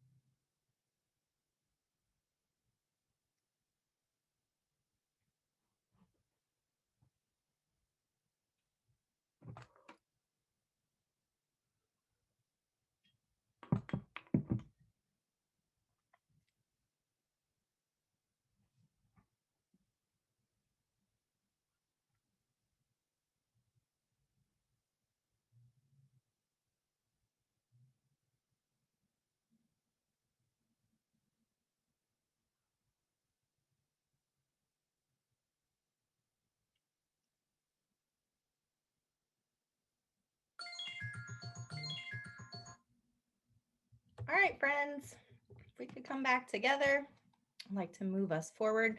Hopefully you've been able to have a bio break, get refreshed, stretch, whatever you need. And also checked in on your reflection, captured any notes, any thoughts, any feelings that you've processed or that you've had come up so far in the session. So we've talked about the origins of race as a construct and how racist idea has been embedded into the various systems and institutions that we rely on to govern our society, and some of the implications of that, particularly on Black and Brown folks, families, individual bodies, through lack of opportunity for income acquisition, wealth accumulation, and thinking about the implications of that. So then looking a bit more individualized and on that level of interpersonal racism and bias, I'd like to guide us through an exploration of racial microaggressions and stereotypes. And so first we have to sort of think about what is bias. And so bias can be defined as a decision that we make so quickly that it just occurs to us as data. And we don't necessarily recognize that we've taken in information, we've interpreted it and made meaning out of it. And it's driven by the mechanism of the brain that really operates on associations, very quick moving, fast moving, the oldest part of our brain, more so than the sort of conscious, very thoughtful aspects of our thought processes. And so a study that was done in, I think 1998 actually, so well before we had YouTube and Snapchat and TikTok and all these different things that really take up and provide us with a lot of stuff and content and information and exposure. So even before technology had taken over our lives, this study looked at sort of the processes of the mind and how we sort of move through a world that has so much complex information accessible to us. So in this study, they found that at the time, again, before all of the technology where the world is accessible in your pocket, they found that we had access to 11 million pieces of information at any one time. If you think about all of the colors, all of the, signals that we either sense or don't sense and perceive or don't perceive, all of the information that's accessible to us amounts to about 11 million pieces of information. So they found that first, the brain filters all of that content through our perception. So there's light we can't really perceive. There may be sounds we can't perceive through our limited 5 human senses. We then have to be able to interpret it, and so our brain filters that information that we perceived through our ability to interpret. It then is filtered through our preferences to then offer selective attention to. So we might hear something. Yes, it's a sound that we can hear. Yes, it's a language that I can interpret, but I don't want to hear somebody talking about the bulls or something that's not pertinent to my interest, creating what's called selective attention. And so out of all of that information, just by the natural functioning and filtering of the mind's processes, we only actually process and engage 40 to 50 pieces of information out of 11 million. So one way to think about bias is just fundamentally for all human beings, there's a certain amount of blind spots that we have that just based on our ability to perceive, interpret, make sense of, there's lots of realities, evidence, experiences that we just won't pick up. We just won't recognize, and we won't then be able to process and appreciate because it didn't filter into our selective attention.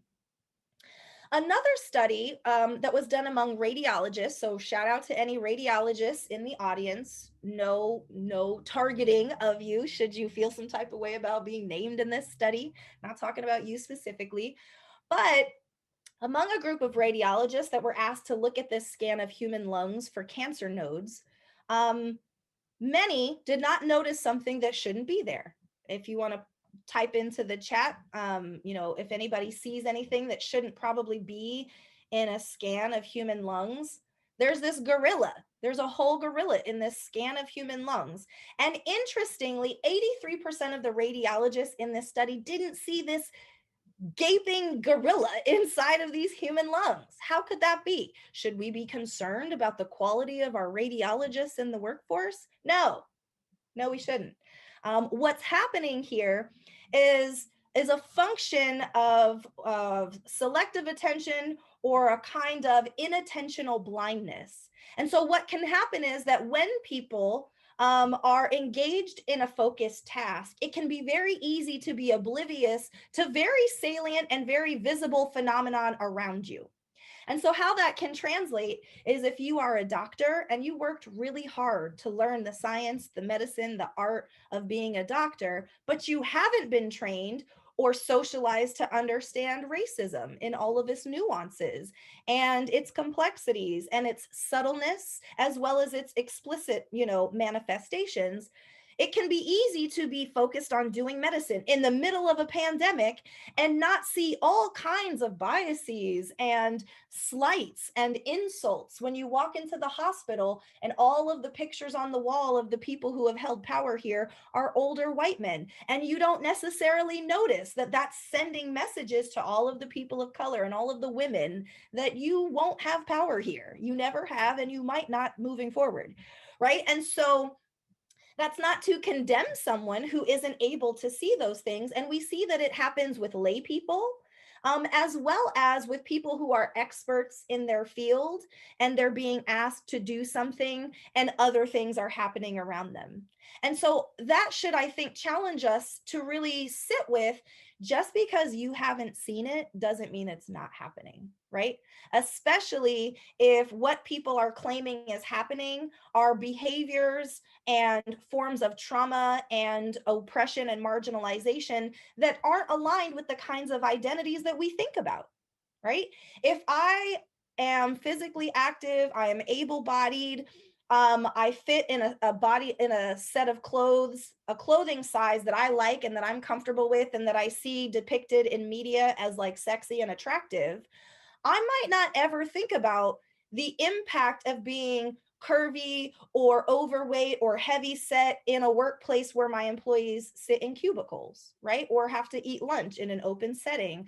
I might never think about those things. And because I don't think about it, and because I don't see it when, people are making comments to my team member about what they're eating, but not commenting on what I eat, right? And how I eat, that that doesn't mean I'm a bad person. It means that my blindness, my blind spots around body politics, body size, affirmation, and just like the functionality of how spaces are set up for people like me, and specifically not set up for other people with different body types, that awareness of the functional blindness that we may have based on our socialization, our exposure or lack thereof, our segregation, and living largely very separate from people who are of different racial groups and socioeconomic statuses from ourselves. And when we then think about, it's not just that we're oftentimes focused on what we're doing and we're trying to do our job or our work, but then these kinds of biases and discrimination are often happening as it pertains to people's identities and aspects of our lives that we're pretty socialized not to talk about.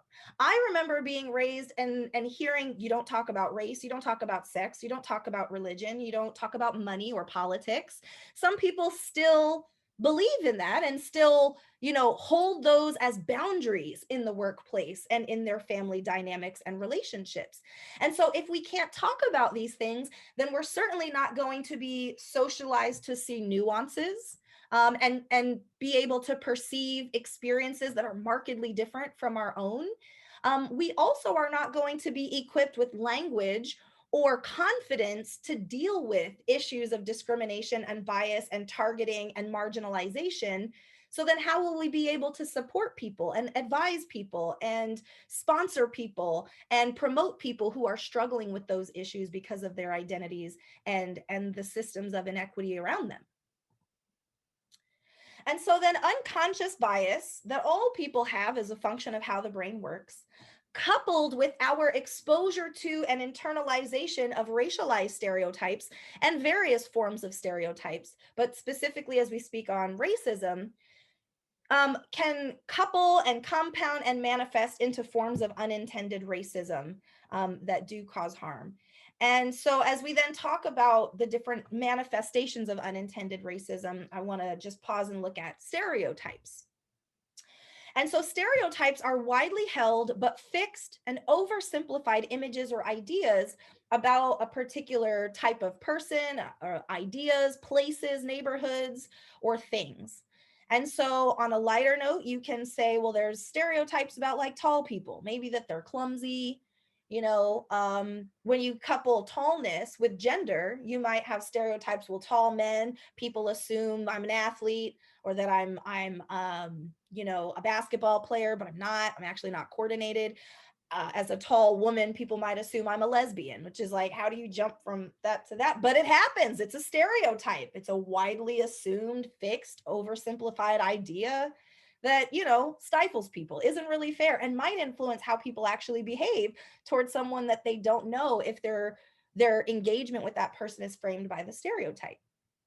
One thing I'd like for you to really look through with this list and conceptualize is not just, how everybody based on any of their identities might be able to identify a stereotype that aligns with them. I keep my nails done and I like lip color. And so stereotypes around that might associate that with like hypersexuality or not being intelligent, right? But then I'd like for you to also think about, how do those stereotypes align with policies, laws, or social norms that deprive people of access to civil rights or human rights? Because some stereotypes directly align with what I just described, and some stereotypes don't, right? So like if you have really big feet, maybe people stereotype that you don't run fast, you're not athletic, you can't dance. But no one has gone to Congress and passed laws that say people with big feet can't vote. People with big feet can't live in certain houses or communities, can't take out loans, right? So that's an important sort of element that we have to develop, is being able to position ourselves and see ourselves within these circumstances and these concepts, and then really critically analyze, how does a person's difference or stereotyping or labeling align with policies, procedures, laws, and norms that might cause that person harm or deprive members of that community from access to opportunity.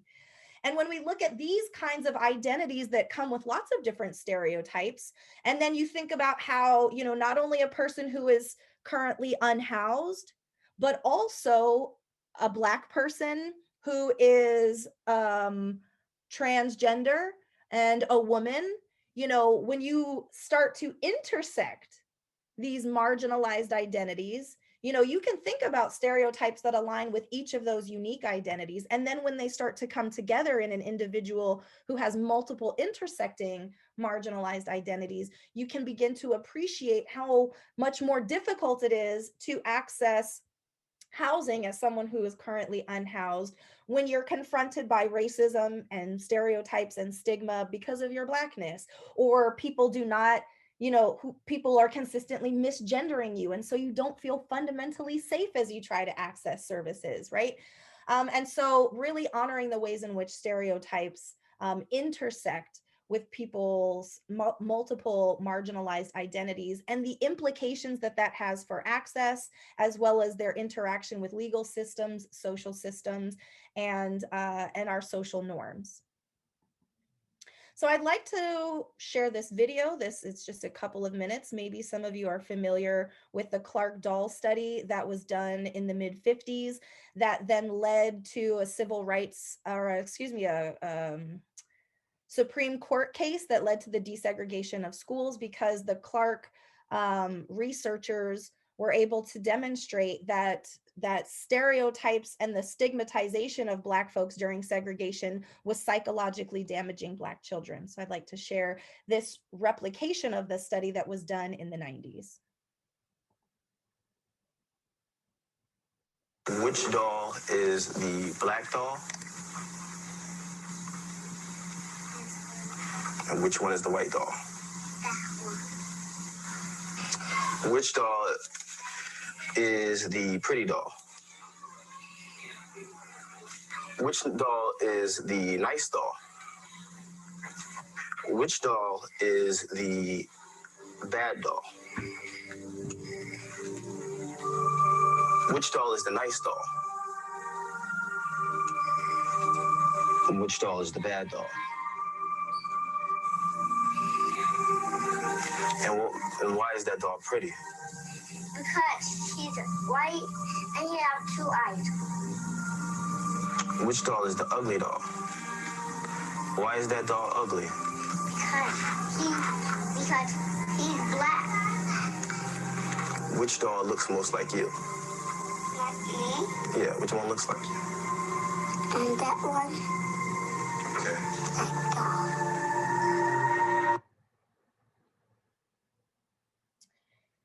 So that video for many people is hard to sit through. For some people, they are familiar with the study. And for many people, it's the first time seeing that. So I invite you to sit and reflect on how you feel from watching that video. Jot that down. And so hopefully it's clear that certainly the parents of those Black children did not teach them that Black is not beautiful or that it's bad. But when all of the princesses in all of the shows are white and have long hair and are happy and free and don't look like them, and you know the villains in many of our cartoons growing up happen to be dark if you look back at them, and Cops, the show for many decades, like, you know, largely showed a proportion of criminality that depicted Black and brown communities in a particular way. And so and that racialized perspective of stereotypes about children of color develop those and internalize those by 3 years old or so. A recent study in the last few years found that white babies as early as 6 months begin to develop biases around people of color if they are not being exposed to people of color in their lives. And so this moves beyond, you know, being taught to hate people, right? This isn't that. It's about, are you exposed to a diversity of realities, a diversity of different people looking different ways, living complex lives? And largely, most of us are not. And so then this absorption of stereotypes and assumptions can show up in behaviors like what we call racial microaggressions. Microaggressions are brief and commonplace verbal, behavioral, and environmental indignities, whether they're intentional or unintentional, and they communicate hostile, derogatory, or negative racial, gender, sexual orientation, religious slights for whatever target or person who experiences it. And so that comes from a leading thinker on racial microaggressions, Sue, from Teachers College of Columbia University. And so we see microaggressions in encounters where oftentimes folks who lack experience navigating diversity are maybe trying to connect with someone, trying to offer someone a compliment, but don't realize that the underpinnings of what they're saying sends these other messages that are actually hurtful. So when someone says, wow, where are you from? No, where are you really from? You know, someone looks Asian and they maybe have an accent, maybe not, maybe you can't tell what the accent is. And so you're like, no, where are you from? I'm from San Francisco. No, but where are you really from? Because you must be from some other country with the accent that you have or looking the way that you do. And so although the person digging, you know, with this question is trying to get at maybe, where are your ancestors from? You know, where does your ethnic identity originate from? But they don't necessarily have the language for that, or don't even necessarily know what it is that they're asking for, but are prying. And what's happening to the recipient is, me saying I'm from San Francisco is not enough for you for some reason. Why can't I be from San Francisco, right? Why do I have to be from somewhere in Asia to fulfill something for you? When someone says, what are you? Because you're ethnically ambiguous and, you know, you're human, maybe you're a woman, maybe you're a scholar, but you're relegated to this racial identity that's confusing for the inquirer at the time. you speak English so well. Well, maybe that's the only language I speak. So, you know, of course I do, you know, or I've been through school. I have a master's, I have a doctorate. Like Barack Obama, of course he speaks well, right? Because he's well educated. That's part of what happens for most people. You're not like other Black people. You're not like other Muslim people. You know, you don't do the things that I assume. And so people feel like that's a compliment when in fact it's sending so many other messages. Well, what do other Muslim people look like? What do they do that you're assuming I should be doing? So are you saying I'm not Muslim enough because I don't do those things that others do? Um, you know, I hope we aren't sacrificing quality for diversity. And so sometimes what happens is as institutions increase, like make a concerted effort to increase diversity, with diversity can come more conflict because there's differences in perspectives. You know, if those people of color or women or underrepresented folks who are being brought into this space are going to diversify perspective, that's going to challenge what has been the status quo. And so, in addition, you know, you might have people who come with different skill sets that you're not used to assessing. And so, when you assess them for the status quo and they come with like new and different or other, you know, we might struggle with fitting them in, you know, demonstrating that they can fit in. And so we can suggest that when we bring in diversity, that something about the academic rigor is being called into question, and maybe it's actually the quality of your teaching. Maybe you as an educator don't know how to reach diverse learners, and it's not the responsibility of the diverse learners to be different for you. It's your responsibility as a professional educator to grow in your capacity to reach people who are different. And so, you know, while each of these, or like I said, entering into an institution and all the people in the walls are older, white males that maybe some of them look like or probably did own slaves, you know, and you have to do your work and be professional in the midst of their faces, but it actually is doing something to your body or to your confidence when you have to see it. It stresses you. Right. So, although these are microaggressions in their terminology, they actually can and do have macro implications, particularly through the ways in which people of color experience those subtle slights frequently throughout their day, not only in the workplace, but maybe in their communities, maybe in their neighborhoods, maybe when they have interactions with people from other institutions, and it perpetuates, you know, bodily responses that align with trauma, and we really have to honor that. So I'd like to talk with you about racial trauma, particularly among Black, Indigenous, and people of color.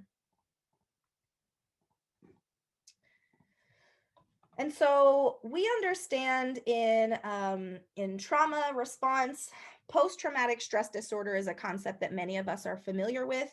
Lots of studies from veterans populations, from first responders and healthcare professionals, people who are exposed to traumatic situations, and the impact that that exposure to trauma leaves with people or leaves people with.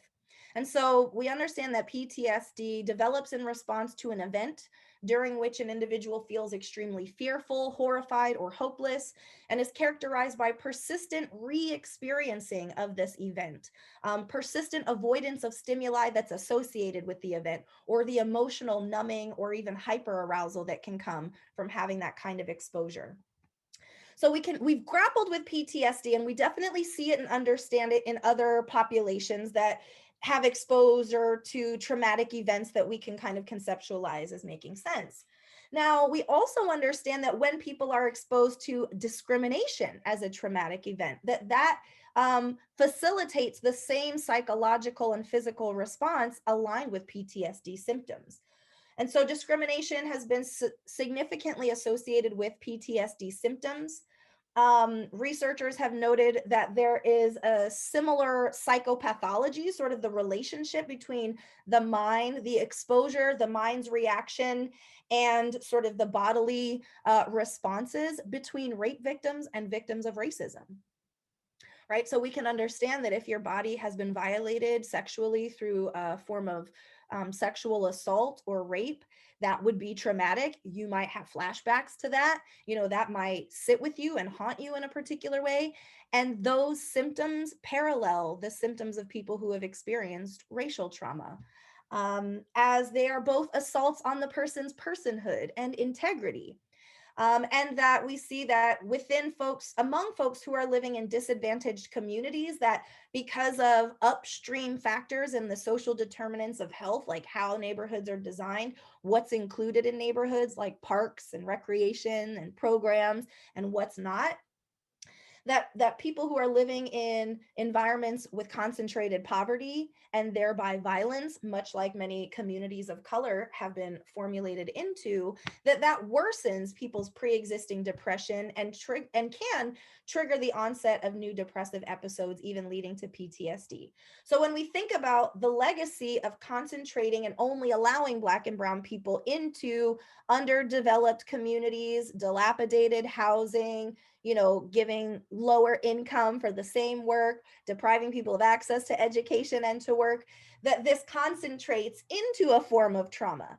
Poverty is a form of trauma. And when you disproportionately deprive entire groups towards poverty, that in and of itself is perpetuating a legacy of trauma that Black and brown folks have to untether and heal from. We also found in 2018, a study looked at Black populations within some major urban cities and found that 50% of African Americans surveyed had been exposed to one or more killings of an unarmed Black man in their state in the previous 3 months, through your news feeds, through the news, the local news, etc.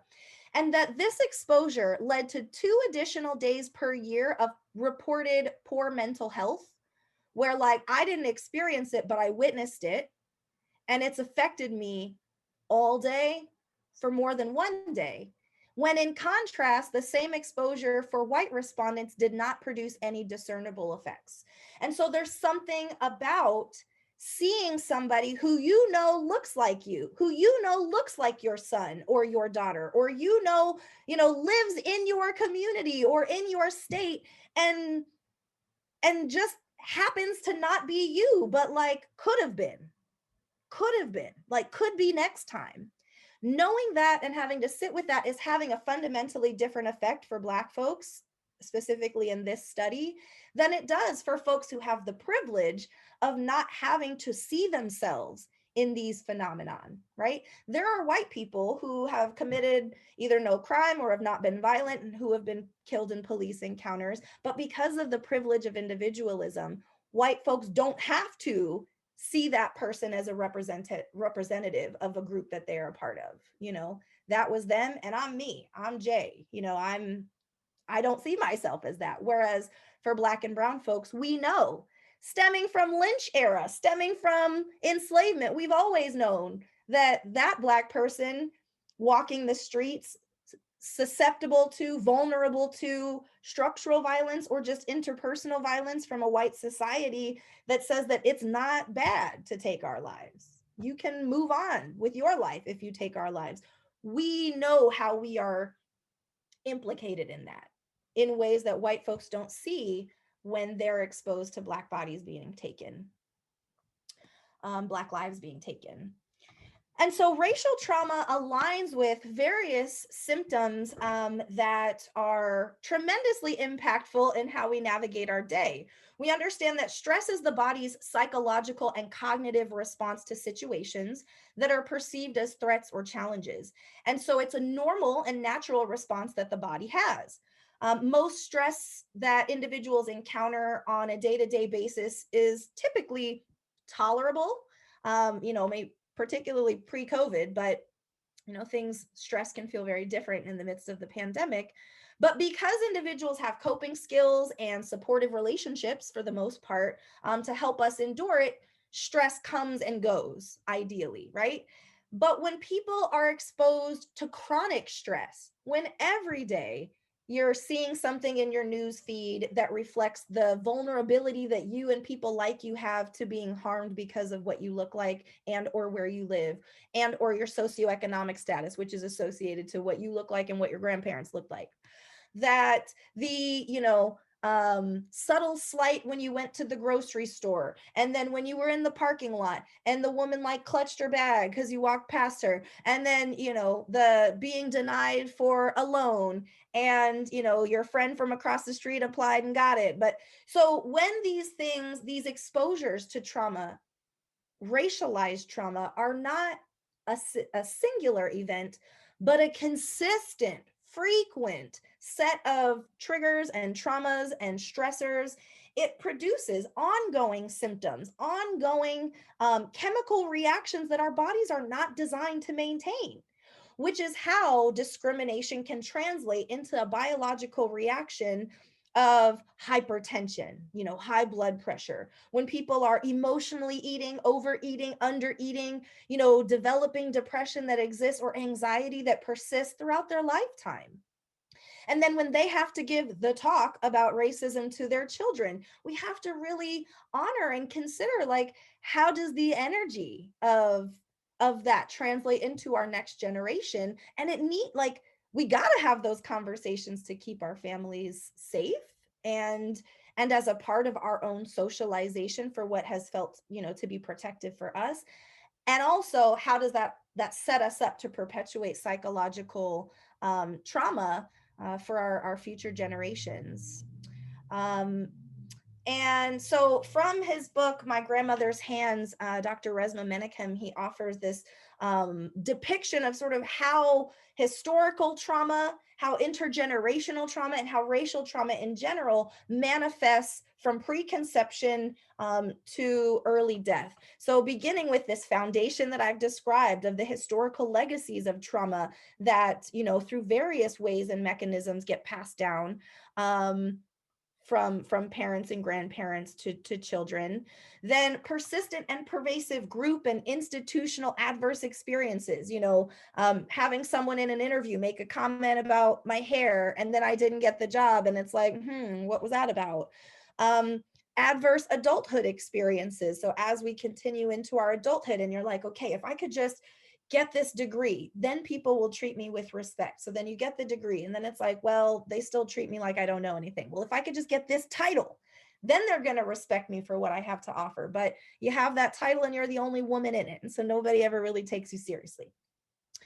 Then social and emotional cognitive impairments, as the accumulation of depression, of stress, of distraction accumulates, how we then take on adaptive or maladaptive coping behaviors. Fortunately, in our generation, like, wellness and self-care is increasingly trendy and more accessible. And so how can we leverage that to bring self-care and wellness strategies and resources into the workplace, into our school system, and development as part of our institutions? That then, accumulates and compounds to produce disease, high blood pressure, heart disease, diabetes, social problems, the perpetuation of family dynamics that go unhealed, and early death. And so we see in disparities rates, in inequities, in morbidity, mortality, pretty much across all forms of health outcomes, disparities along racial lines, most disproportionately impacting Black and Indigenous communities in the United States.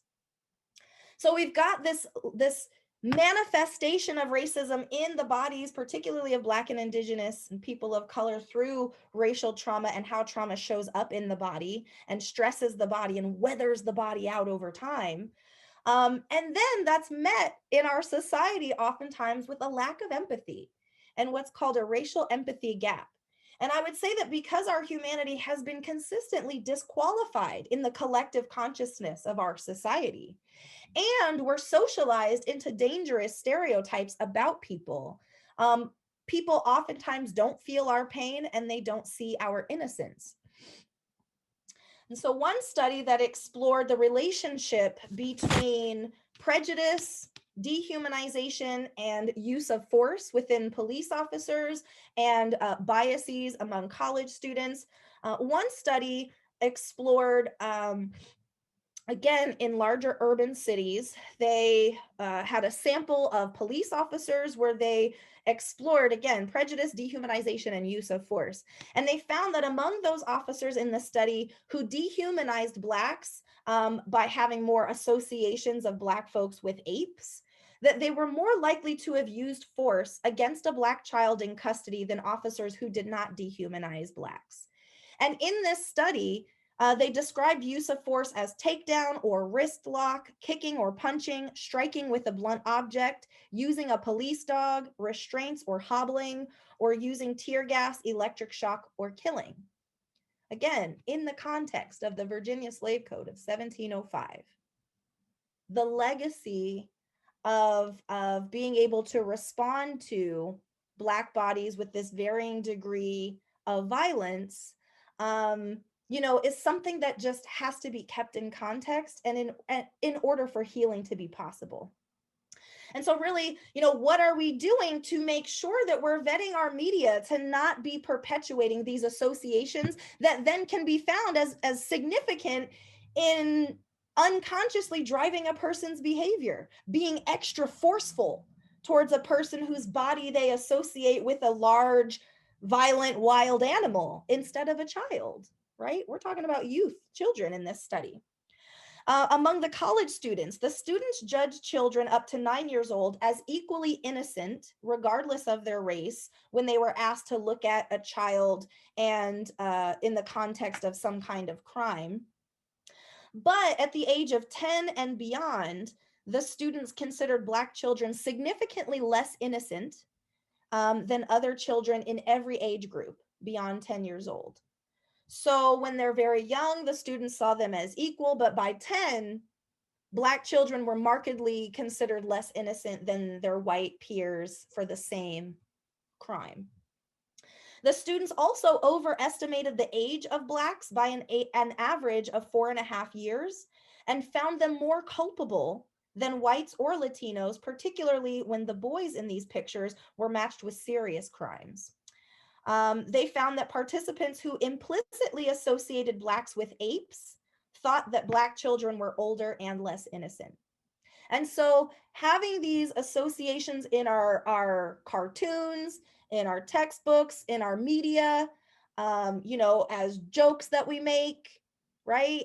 That are just jokes, so don't take it so seriously. It actually, within our subconscious, in the ways that our subconscious influences our rapid reactions to situations, you can have a 12-year-old Tamir Rice be met within 3 seconds and be deemed not innocent and not safe, and he's no longer here when he should have graduated this past year, right?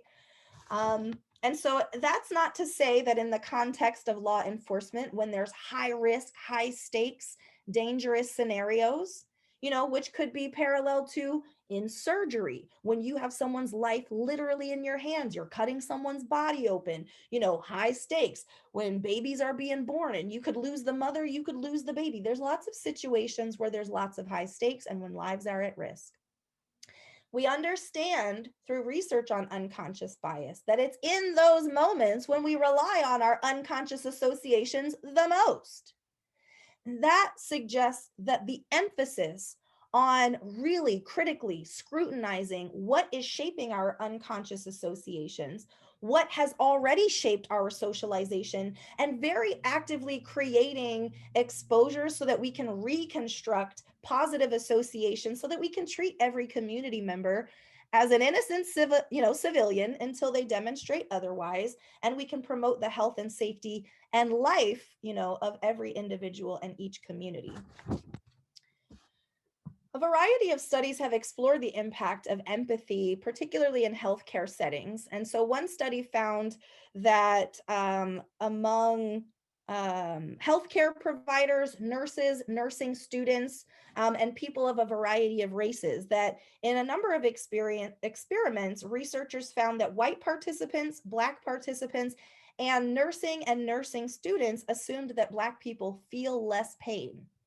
Like, person gets poked with a needle, how much pain do they feel? When that person's skin is Black, most people believe they feel less pain than if that person's skin was white, poked with the same needle.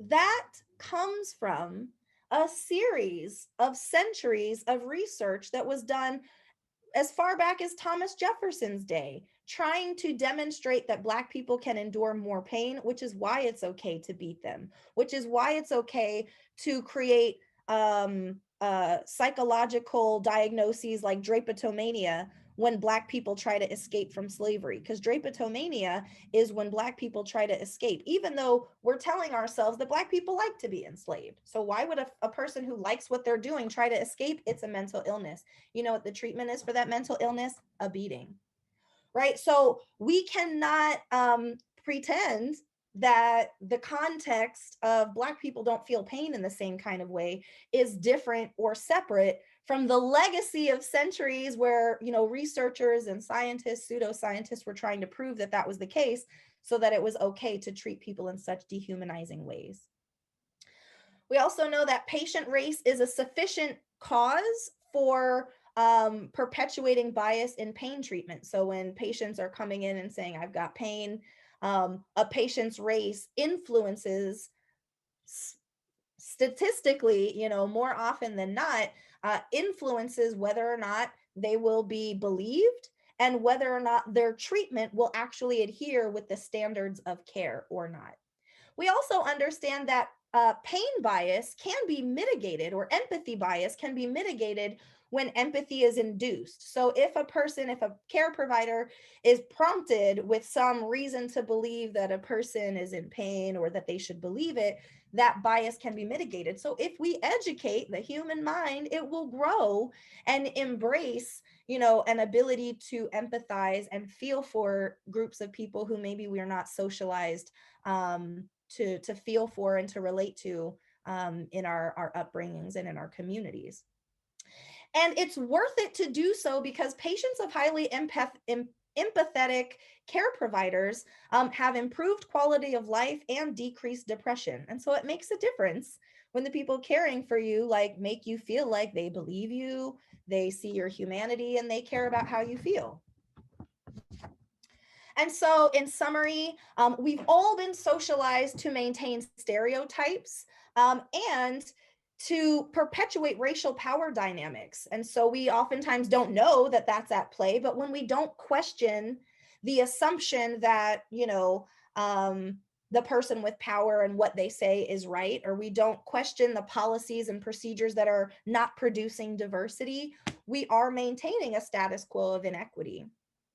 Stereotypes about certain groups of people are particularly damaging to their health, safety, and well-being because those stereotypes are aligned with policies, laws, protocols, social norms that deprive those people and those groups of access to civil rights and human rights. And unconscious bias, stereotypes, and microaggressions can contribute to the perpetuation of health and social inequities. And, you know, it will be through action and concerted effort that we begin to be able to mitigate those unconscious biases as well as those conscious practices that drive policies and protocols and norms and ultimately inequities. And so in the last few years, anti-racism has become more mainstream as a term, as a tool, as an orientation to our communities.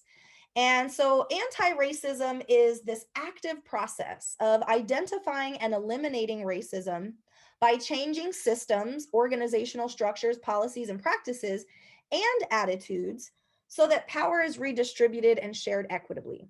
So anti-racism is offering for us that rather than just saying, you know, I'm not racist because I have Black and brown friends, because I've got a Black husband or wife or partner, because I donate to nonprofits that serve Black and brown people, you know, I'm not racist and that's enough. What's problematic about that is, like I said earlier, even when there's no longer individuals who have racist ideas or who say harmful things to other people, we still have intake forms. We still have labs at hospitals that are using Black as an adjustment factor in how they diagnose or treat people, right? That's not okay. And even if no racist people work in that hospital, the lab's still going to use Black as a scientific variable, even though it's not a scientific factor in that person's life, right? So anti-racism challenges us to move beyond our own personal, I'm going to change my mind, I'm going to educate myself, and I'm not going to be racist. And thereby, hopefully mitigating some interpersonal racism, to really focusing on dismantling the systems that drive racism, the institutional policies and practices that drive racial group inequities, and with the focus, the North Star of ultimately redistributing, resources and power so that it's equitable. So the idea of I'm not racist and I treat people the same, one, isn't enough, because you probably don't know how the impact of how you treat people across differences if you're not actively engaging in conversations to elicit that feedback from the diverse people that you engage with. Also, it's not enough because it's not doing anything to affect the systems that perpetuate racial group inequities. And you can treat people nicely, but not redistribute the power and the decision making so that other people can have a seat at the table that maybe you inherited access to. And so, some key concepts towards developing an anti-racist approach to your leadership, to your work, to how you relate to your family and the people in your life. I'll offer a few as we wrap up. So one is that I always invite people and encourage people to practice receiving feedback as a gift. And so particularly if you are a leader, a supervisor who is white, and you are seeking to grow in your anti-racism, in your allyship, in your accompliceship, when folks of color give you feedback that under your leadership or within our organization, I'm experiencing bias, sometimes that can feel like I'm being attacked because you're saying this place is racist and I'm in charge of this place, so then I'm racist. Sometimes people will react with, well, are you saying it's me? Did I do something? What does that mean about me? What are people saying about me? And can even take that to then feel like it's an attack. And now I feel like you're attacking me, and now I've got to defend myself. And so then the person who offered you the gift of some insight into experiences that you probably don't want to be happening, that you probably wouldn't agree with happening, but you couldn't see it. That when they provide light that allows you to see what you hadn't seen before and it's harming them, take that as a gift. Thank them for that. Even if you don't fully understand it, even if you're like, man, I actually need to kind of do some fact checking, thank them for overcoming the fear, the risk to their safety and their livelihood, for telling you. Maybe they've had past experiences of trauma, letting people know like what you said was offensive, or this is happening when you're not around. And so really honoring how much potential trauma, especially folks of color and marginalized folks, have to navigate to speak up to you. Folks of color lose their jobs, lose their social capital in circumstances because they speak up. And so really honoring that is a gift for you, especially if you're in a leadership or supervisory position. And then as you receive and honor the gift of someone's feedback or insight or experience, even if you don't relate to it, even if you have some learning you need to do about it, listen to that feedback. Listen to it. Don't be thinking about what you're going to say, whether that's to prove that you're going to do something. So as soon as they're done talking, I'm ready to tell them what I'm going to do and that I'm fired up. Or that you are listening so that you can explain why what they're saying isn't that. It's actually this other thing. And I don't mean to like do that, but it is actually this other thing. Even if it is actually this other thing, listen to what that person is saying, because from the perspective of how they're experiencing it as a racialized issue or some other kind of issue, it's having that psychological impact on them and the chemical reactions that their body is having. And it's better for you to validate that, listen to the implications of what they're sharing, really receive it. Receive it, allow that to sit in your heart so that you can feel what they're feeling as you hear what they're experiencing. and then validate that. That's real for them. That's impacting them in the way that they say that it is. That is significant, and it's significant enough for them to share it with you. So validate that. And oftentimes, even that is so profound and different for folks of color, particularly in workplaces, that in and of itself can be very healing. To tell somebody that you've had a negative experience and have them just receive that and validate it is profoundly important. And then embrace your growth as an anti-racist ally and accomplice with a growth mindset, that you're going to make mistakes, and it's important for you to be open to learning what those mistakes are, growing in your ability to mitigate and correct for your own mistakes, and that embracing that this is a process for everyone to grow. You know, folks of color have a lot of growth. White folks have a lot of growth. Our systems have a lot of growth to do, but it's us that make those systems function. And so rather than feeling like, you know, I shouldn't have to learn anything else, because when you say I need to learn something, you're really saying that, you know, you don't love me for who I am. And, you know, the reality is that this country has been very diverse for a long time. But the people who have had power have never had to respect or honor or humanize the people who bring diversity to this land. And so increasingly, as people are coming from the margins of society, because the internet allows us to have community, the internet allows us to like represent ourselves and find that other people like that, and we get to be seen and heard authentically. We are having to build the muscles of listening, right? Especially if you have multiple intersecting dominant identities and privileged identities. Part of what people is saying is like, you just need to be more thoughtful. And some folks of dominant identities have never been required by social norms or by legislation to just be thoughtful about what they say before they say things in various settings, right? And so this is an opportunity for growth.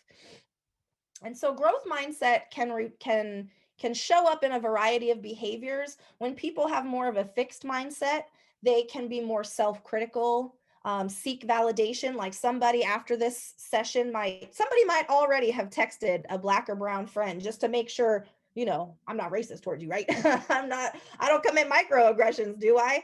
And so you might be very self-critical, so much that you can like weigh yourself down and not be able to kind of like embrace the opportunity for growth. You might become numb to vulnerability. Like, I won't receive this. I don't want to have my feelings involved in this. I'm not scanning my body because it feels uncomfortable to be present within myself as I talk about all of these harms and traumas and how I might be contributing to them. You might want to hide your mistakes. You might want to be in denial about some of the things that you've said. And you might conceal some of the fact that like you were raised in actually a very segregated community. You didn't have any Black kids in your school growing up. You've never had a Black teacher, right? Or doctor, right?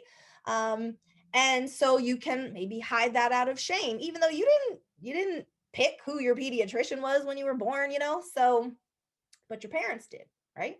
And so what does that intergenerational exposure and lack thereof do for you and show up from within you? In contrast, a growth mindset as we grow into anti-racism can reflect having compassion for yourself. We all were socialized into white supremacy and structural violence, and we all are responsible for how we own that awareness and grow the skill set to allow us to contribute to dismantling unfair systems that we don't agree with. You can show up with authentic vulnerability. You know, there are things that I don't know in this. There are mistakes that I'm going to make, but I really want to grow. And that requires that I acknowledge that I don't know what I should know at this time, right? Some grit, so that when you show up to the seminar and you like are brave and ask a question and you use the wrong terminology and somebody calls you out or like educates you and lets you know that you're like, okay, I lived through that. They were respectful as they educated me. That was kind. I'm going to keep going instead of retreat. Excuse me. And having self-determination to do your own learning and not, you know, constantly ask your Black boyfriend to, help you explain what this means. Like, do some research. Google can take you far. And there's lots of, reading lists and videos now, and courses and consultants and coaches, right? And especially if you have a leadership role, if you have an executive title, if you are responsible and have the agency to make a difference in an institution, if you weren't formally taught about race and racism and bias and the insidious nature of oppression in our policies and practices and norms, get a coach, right? Because if you struggled at demonstrating confidence when you're presenting, or if you struggled with some other aspect of your professional ability to solve the problems within your organization or tend to the needs of the community that you've been hired to serve, you would fill that need, right? You would educate yourself. You would get credentialed. You would get support. And there are people who can support you in your development as an anti-racist leader, an ally. From Mia McKenzie, who writes for Everyday Feminism magazine, they offer this sort of set of suggestions of things every ally should know. And every ally should know that being an ally is a noun, or it's not a noun. It's not a self-declared, like, this is what I am because I share things on Facebook. It's an action. It's synonymous with saying I'm currently operating in solidarity with. I'm an ally to the LGBT community. I'm an anti-racist ally for Black and Brown, lives and health and wellness. And so it should be depicted in your actions and not just something that you say and declare. Allyship is about listening. People of dominant identities have held the mic for centuries, and now folks from the margins are saying, like, we're all at this table actually, and we all have contributed, and we all should be able to speak up and contribute and lead and direct. Allyship is not a self-proclaimed identity. It's not something that you show up to the table and you're like, I'm your ally. People who you are moving in solidarity with, people who you are showing up for, will declare that you are an ally, and you can be grateful for that, right? You can do the work to maintain that recognition, but it's not something that you just tout because you feel like it. It's something that you do consistently, and when people see that, they name that for you. And that requires that you don't take breaks. So you can't be doing your job and learning and reading and speaking up at work, and then for Thanksgiving dinner, post COVID, when things are more regular, you don't challenge your family members when they say offensive things. You don't attempt to educate the people who are closest to you. You have a spouse or a partner who perpetuates racist ideas, and you just avoid it, right? You don't get to take those breaks and then proclaim to be an ally. You've got to educate yourself, and not, again, rely on people of color to keep educating you when they themselves are living with trauma. They themselves are being constantly triggered with new forms of discrimination and exposure to traumas. You don't have to have the spotlight. In fact, you should be able to support communities from the sidelines or from behind the scenes, or you do step into the front in order to bear the burden of breaking up the status quo, maybe naming the racism so that the one Black person or brown person in the room doesn't have to. But you don't do it so that you can be the leader of diversity. You do it so that, perhaps that fragment in the status quo can pave a way for someone from the margins to gain access to opportunity.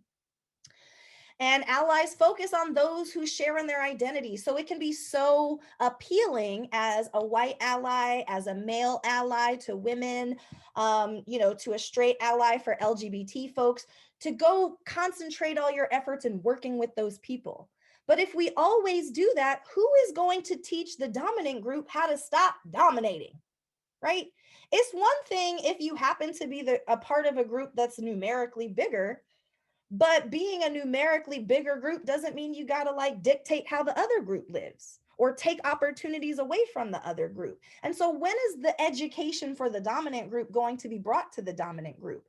And oftentimes when it's brought by members of the marginalized groups, there's lots of barriers to getting those dominant group members to be open to change.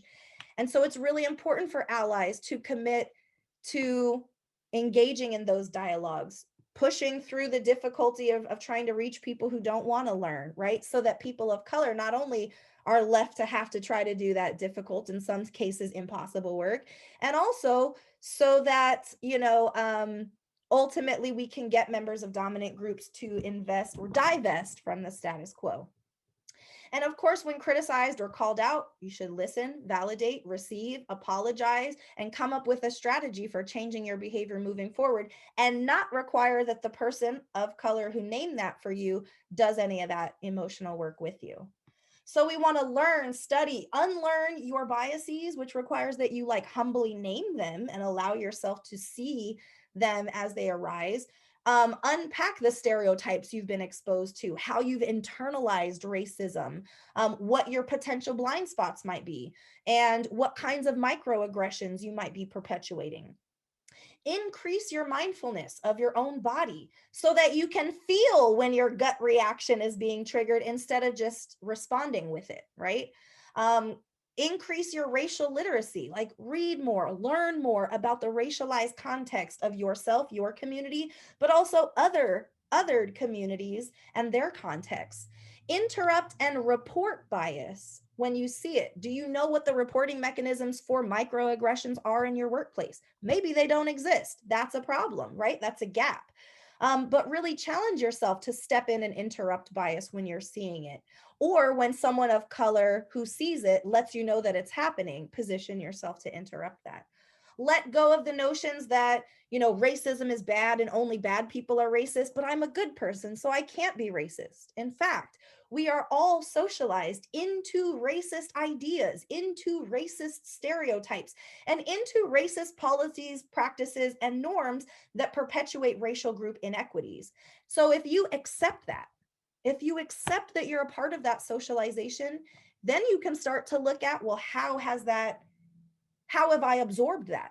How do I show up with that? And how can I change that? Learn about whiteness, which is often left out of dialogues about race, equity, justice. Learn about dominance, learn about privilege, learn about fragility and how we can respond to racialized circumstances and contentious moments with a kind of defensiveness or anger or fragility that shuts down conversation. And learn about intersectionality and how all of these things are complicated by various intersecting marginalized identities for some groups. And, keeping in mind that all of us have different forms of privilege as well as disadvantages. And all of us are responsible for growing in our ability to mitigate the biases that we are primed to perpetuate, as well as increase our ability to function as allies. That's folks of color, that's white folks, that's people of all identities. And then seek out news, educational sources, action strategies from folks of color, from people of marginalized groups. Prioritize seeking out the insight and the wisdom and the knowledge and the strategy that comes from people who actually live with these circumstances and have studied them, right? Rather than perpetuating white supremacy by centering or even solely learning about the experiences of Black and brown people from white authors and white thinkers. And so with that, I want to open up Q&A time with a check-in. So I'm curious, have you ever consciously reflected on allyship and what allyship means, and decided to commit to being an ally? Sometimes I find people assume I'm an ally, but have never actually come to understand what the expectations of an ally means, So with this context, have you really consciously reflected on this? Do you believe that allyship, especially as it's been framed in this session, do you believe that allyship is requisite for your job? However you function within your agency, your organization, as part of the city, do you feel like the functions of an ally, as I've laid out, is that a part of your job? Is that required? Should that be expected? Is it expected? Does your organization institutionally support you in functioning as an ally, or do you stay inundated with paperwork and requirements and quotas that to interrupt bias isn't even functionally something that's supported. You don't even have reporting mechanisms. Which behaviors of an ally, as I presented today, make you uncomfortable? Does your workplace promote and facilitate allyship through your policies, practices, and norms? So I'd love to check in with you on that and see what Julie and Geraldine are seeing in the comments and questions. Yes, hello. Hi, Dr. Washington. We have some great questions here. So starting off, we have somebody asking, how do you reconcile white allyship versus the white savior? Thank you for that question. So a white savior is more so someone who really grounded, oftentimes unconsciously grounded in a notion of the superiority and the positionality of white people to help everybody. You know, to be able to go up to a community that maybe you don't actually know anything about how they came to be disadvantaged and think that something about what you have to offer is helpful. That you could go to another country that you've never been to and you don't know the history of their politics or their relationship with colonialism or, you know, conflict, and think that your service and your presence can be helpful. That notion that, you know, there's something fundamentally beneficial in your presence and how that's wrapped up in the dynamics of the history of whiteness and white people being able to move around the world and do that. That is what's wrapped up in a white savior complex. This like lack of critical analysis that actually maybe you showing up as a white person when this village is economically disadvantaged because of the last cadre of white folks that were here, right? And that each time white folks come to help in this way, they do a little something, something, and then they leave, and then people have this new thing that they can't maintain. So white saviorhood is really grounded in this uncritiqued assumption and assertion of the universal benefits of being exposed to whiteness. And I will save you with my presence, right? In contrast, a white ally is someone who has educated themselves about the significance and the role of white superiority, white violence, you know, colonialism. They educate themselves about the dynamics that this community that they are functioning and working in alignment with is grappling with. They also will listen to and be led by the members of that community. They don't feel like, well, because I'm the doctor here, I should be in charge of things. You know, I'm the expert. They recognize that people, particularly of color, are the experts of their own experience and historically have not been given the opportunity to speak on, let alone discern what their experience will be moving forward. And so I would say that white allies have humility. They have a high level of engagement with listening, with self-regulating their own insertion of self into dialogue. You can have a white ally in a decision-making conversation and maybe not hear from them. And that's not to say they're not welcome, but it's oftentimes a reflection of they want to listen. They want to protect the space so that the people of color can have it. They can maybe offer their feedback after or before, or they wait to be called on. You know, it shows up in a lot of different ways, but it's more so grounded in humility and education in ways that white saviorhood oftentimes lacks. Thank you for that. And just to reflect some of the comments, you're just getting a ton of kudos and appreciation. And I think a lot of people will be reviewing this recording. There's a lot of people here who are expressing, you know, who are very interested in learning more, and they're also sharing their own experiences and examples. And some of them are asking about how to combat the various forms of white fragility, white tears, and white centering. And there's some experiences, or one experience is speaking about the time that they were brave enough to bring up a microaggression to their supervisor, and their supervisor ended up coddling and soothing the person who was being racist. due to that person feeling attacked. And then that made them never want to bring it up again. So again, they're asking, what suggestions do you have to counter these type of experiences? I think you're on mute. Thank you for that. Yeah, thank you for that question.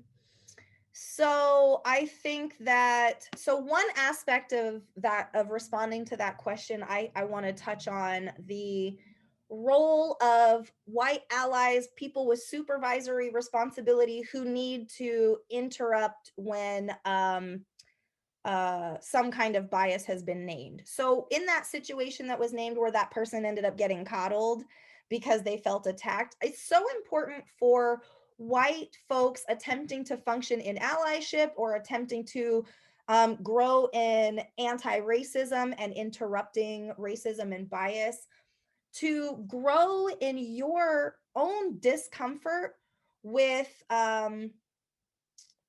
coddling the weaponization of white tears. So what happens, or what can happen, is a person of color names something. You have no idea how long that person of color been sitting on that, been dealing with that, and even worse, possibly that from that person and maybe other people, that plus everything that happened in 2020, George Floyd, your own depression and anxiety, all of that. So for them to name that and ask for it to be addressed, interrupted, for them to get some support or a lifeline, that when white folks then turn to other white folks with this like really soft, really demure, I'm trying to flood this situation so much with niceness that you almost don't hear that racism happened and that you did it, right? That when we approach white folks who are perpetuators, who are perpetuating harms unintentionally or intentionally with this very extremely soft, diluted approach to accountability, what gets lost is the accountability and, of course, the safety of the person of color who took many risks to try to advocate for themselves. And so it is okay to let someone lovingly know. And that's why grounding your own self in love, compassion, and respect will allow you to hear from that person of color, listen, receive, and validate what they've offered to you. And then ground yourself in love, compassion, and respect enough for this white person to love them enough to educate them about how they're harming people when you know they don't mean to. Because I know you don't mean to hurt your colleagues, that's why I'm giving you the gift of the feedback that when you say these things and call them jokes, when you try to touch her hair because you think it's pretty, you have no idea how much that's actually harming your peers. And because I love you and because I have compassion for you, I'm going to trust that when I give you this information, you'll be able to shift your behavior to be in alignment with the values and ethics of our workplace. Right? It's because you love people. It's because you care about people that you're going to educate them about the ways in which they're perpetuating harms that oftentimes they don't mean to. And in a lot of our work as doctors, as social workers and other kinds of providers, we do this. We like give people hard news. We give them pills to heal them of A, even though it's going to give them like a yucky side effect for a little while. Like we do this as part of healing in other ways. But as it pertains to letting our uncle know, letting our peer know that you're doing something that's racially harmful for people who are already carrying a lot of trauma, for some reason, we don't know how to balance what sensitivity means with, what accountability looks like. And so I'd really want to offer that. We have some other themed questions here. So again, a lot of comments and questions, with their personal reactions, frustration, and sadness about a lot of the truth that you've shared here. And also a theme of wanting to impact change and how to contribute to that. So people are asking, what can possibly happen for those in power to want to share their power? And how can we help hold our institutions accountable based upon the information delivered today? Okay. So I think sometimes people in power become more willing to share their power, when the case is made clear how increasing diversity in decision making tends to produce more revenue for organizations and companies. It promotes innovation. And so if you can help people to see that by sharing your power with diverse perspectives, we're all going to benefit, right? So that's one like unfortunately kind of like self-situated kind of approach to that, making this case for inclusion. But I'd also say that many people, in my experience with power, especially in like helper fields, doctors, care providers of different kinds, people who their work aligns with a kind of ethics around supporting communities, don't realize how much their power is being hoarded and how much it's systematically been deprived from other people. And so with education, I've been surprised at how many folks will be like, oh, that doesn't make sense. And that is really messed up, And so by pushing through, and so when I work with companies, like I will tell all of the honest truth to the CEO. I have the privilege of not having them make decisions about my livelihood per se, but I don't withhold the truth from people with power. And then that lets me know where they're at with their sort of moral code, ethical code, and the values that brought me to working with them. And when I offer that education to the people with power and that honesty, because oftentimes people with power get deprived of honesty the more power they have. And so when I've done an assessment of people's experiences and presented the data that shows like people are being treated unfairly or unethically, and I don't withhold that and I don't sugarcoat it, then you give people the opportunity to shift, to pivot, or to surprise you. And also it doesn't. And then you get to react accordingly and maybe find somewhere else to give your human resources and time. But I think that people can share their power when it demonstrates the ways that, or when it can help be beneficial to the advancements of the organization. And just when they can become aware of how much they are hoarding it, and how problematic that is, and how equity actually doesn't have to look like earth shattering. I think that fundamentally white folks have historically felt very deeply that when Black and brown people achieve equity, they are going to lose out on something. Part of that is wrapped up in this worldview that there's a scarcity of resources. There's too many humans and we don't have enough this, we don't have enough that. We don't have enough things because of the ways that we like recklessly, consume and don't give back to the earth, and we don't have balance and we hoard things and we do things in excess.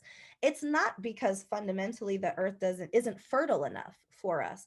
And so even challenging this like ideology of scarcity so that we feel deeply in competition with one another, and how we have historically, especially in America, had the white consciousness presented with Black and brown advancements are a threat to what white people have enjoyed and benefited from.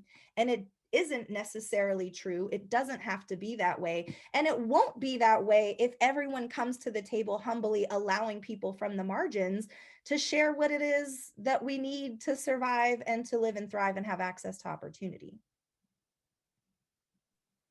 Thank you, Dr. Washington. We do have many questions about moving forward for this group. What kinds of like books, where education we can obtain to continue this process and enhance our community? So there are many reading lists. I mean, that's one thing that 2020 left us with, is like many compiled sources of how to deepen your understanding of race and racism. I could recommend some reading lists to the members of the leaders of the partnership if they wanted to add to your website. But I also think it's really easy on Instagram, on the internet, to like look up anti-racist reading lists. I would, as was brought up in one of the first questions in this session, I would hold a critical analysis of anti-racism that doesn't deepen your understanding of the role of capitalism in our racial inequities, and also that allows us to believe that racism is the only sort of fight that we're in that needs to be addressed, when in fact racism is a tool and a vehicle for the undergirding class oppression that we inherited from Europe, that we didn't reject as we were forming a new independent nation. And so I would invite you to shape your studies and your deepening of anti-racism to make sure that you're really critically analyzing the role of class oppression, so that literally all of us can gain access to the opportunities to live and thrive in this country and in this world.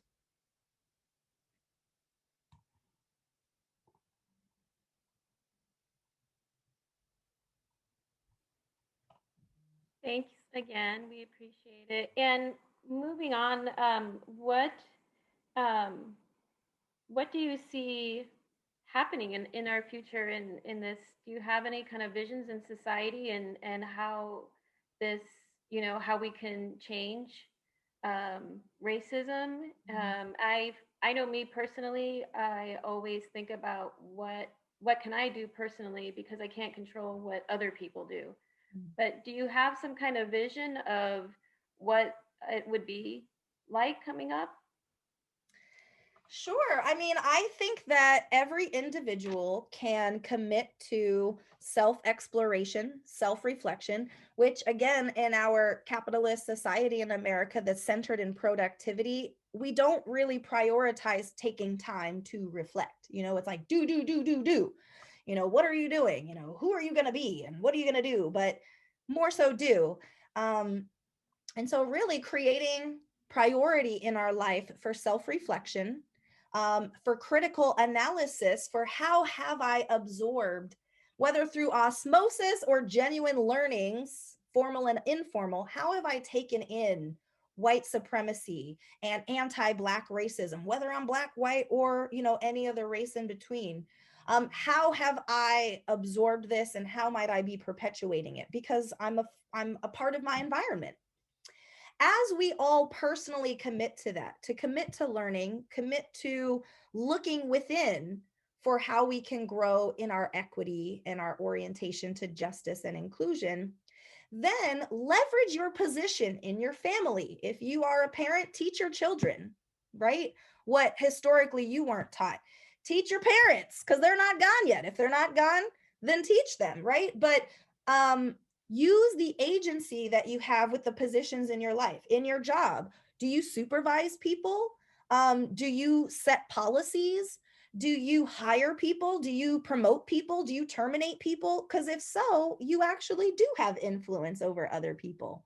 So don't disempower yourself from the ways in which, as an individual, you have authority over yourself, but you also do have the agency to influence change among others, both by role modeling that you can waken up to anti-racism and not be mean, not be constantly critiquing everybody. You can still be funny and silly. You can interrupt bias when a friend, family member, colleague says something or does something, lovingly and compassionately, and still kick it with them after work. That can happen. You can role model that change doesn't have to be cultural suicide by doing it, right? And role modeling it and being open and authentic with it. And then leveraging your positionality within institutions to affect policies, practices, norms, right? Interrupting bias and speaking on behalf of people who are still more marginalized than yourself within your institutions and your community. And then I think, we've got people who are in the workforce today who are like, oh, we need trainings. Well, really, we all in elementary school needed accurate history, really. We needed civic engagement that teaches us about the profound implications of racial trauma on populations and how that and the upstream factors in the social determinants of health are more responsible for like the ghetto than Black individuals who live in it. And so, if we can then begin to advocate for embedding this knowledge that we've been deprived of into our formal learning, into our school settings, into our community, and social norms and expectations, that is how individuals change institutions and systems. Like, it is us.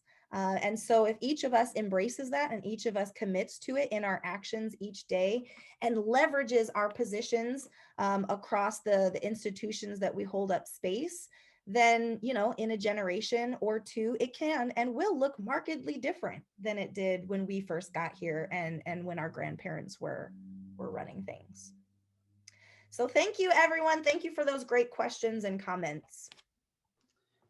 And with that, thank you so much, Dr. Washington, for the powerful reminder that there continues to be an extraordinary amount of work in front of the community and the need for transformation within each and every one of us to make conscious decisions with allyship, how we listen, how we receive and validate, as well as being mindful of how we navigate through and enhance our day-to-day in our homes and the various relationships that we interact with on a regular basis in our communities. I'm hoping we can all commit to appreciating one another at heightened levels, embedded with respect and kindness, as all of us need to believe the significance and legacy of a community is in fact measured through its acts of compassion. I also want to take a brief moment to recognize Chief Navarro and Chief Westrop for not only your public safety roles on behalf of the city of Santa Rosa, but also for the encouragement of involving your staff to participate in today's seminar, as well as future opportunities. And before we transition to Vince Harper to share some of the high-level points of collaboration with the Santa Rosa Health Action Chapter, and then onto the Sonoma County Resiliency Collaborative to close the seminar, I want to express my extreme gratitude to Dr. Sharon Washington for your continued work in the world of anti-bias and racism, to the Violence Prevention Team for your tireless efforts, to the City of Santa Rosa's Community Engagement Office, but most importantly for the 360 plus registered participants for your commitment in creating a healthy, resilient, and equitable community. And with that, Mr. Vince Harper. Thank you, Jason, and thank you, Sharon. I'm in awe. And if you have a fan club, I want to be a part of it. If you don't have one, I want to start it. So just real quickly, my name is Vince Harper, and I'm the Director of Community Engagement for Community Action Partnership of Sonoma County, as well as the Chair of the Santa Rosa Health Action Chapter. The goal of the Santa Rosa Health Action Chapter is to mobilize community partnerships and resources to achieve equity and to improve health and well-being in Santa Rosa, with representation from many sectors of the community. The Santa Rosa chapter is collaborating with the Santa Rosa Violence Prevention Partnership in terms of exploring equity. So we started back in the spring with equity coaching that we received from Sonoma County Health Action. And we're continuing to work together, identifying disparities and that we need to address in order to create a more inclusive and equitable Santa Rosa for all. So with that, I'd like to introduce Griselda Correa, who is the program manager and a trained facilitator for the Sonoma County Resilience Collaborative. Their vision is to prevent the progression of stress and trauma effects into becoming more serious behavioral, physical, social, and social impacts through embedding and sustaining mind-body tools in our community. So today she will share one of the many mind-body tools with us. Thank you, Griselda. Thank you, Vince, and thank you, Dr. Washington, for such an incredible conversation that we had today. So throughout the presentation, Dr. Washington definitely acknowledged different mindful ways in order to recognize the experiences that we're feeling in our body. Like Vince mentioned, I am here today with the Sonoma Community Resilience Collaborative, and we were organized after the 2017 Tubbs fire to really embed and sustain mind-body modalities in our communities. And as we continue to expand our knowledge and grow in the different mind-body modalities, it's definitely recognized that these modalities can be used throughout not just emergencies and fires and COVID and all the other things that we're facing, but also to sit with what's coming up for us and acknowledge those emotions and feelings and help us create and take mindful next steps or actions in the work that we do. I do want to begin by acknowledging that these mind-body modalities are not new, but they have been around and practiced by our ancestors for hundreds of years.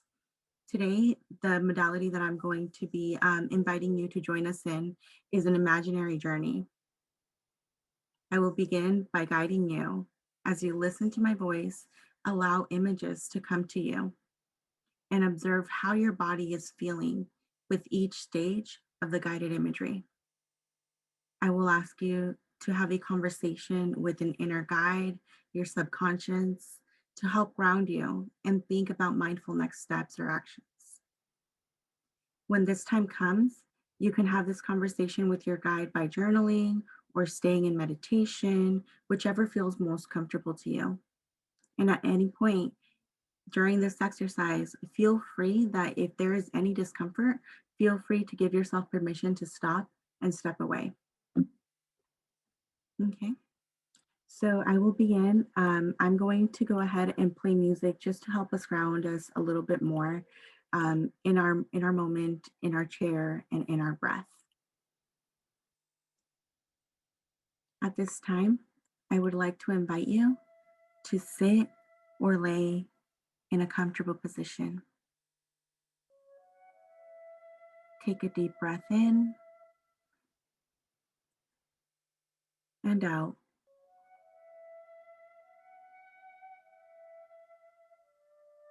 Continue to take a deep breath at your own pace and allow your sight to soften in front of you or close your eyes.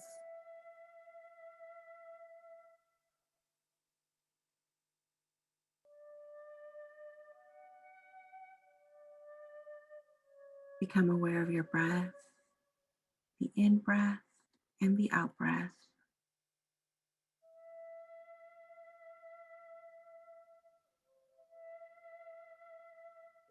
Preparing yourself to go on a mental journey with us.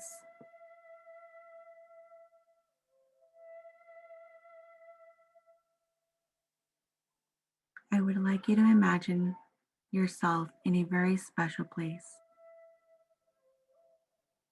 It could be a real place, a place you may have never been to before, a beautiful place in nature, or in the comfort of your own home.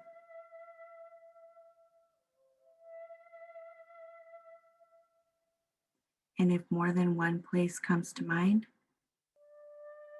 pick one and stay there.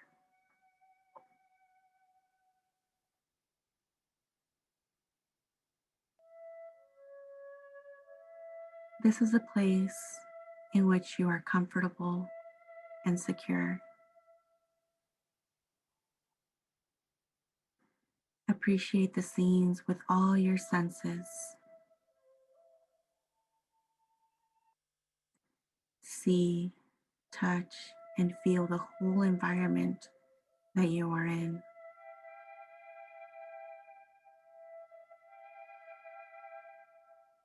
Hear the sounds, smell the aromas, and feel the air against your skin.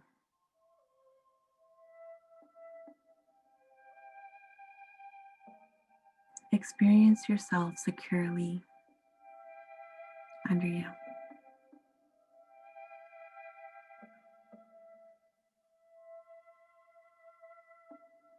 Notice what qualities make this place safe and comfortable for you.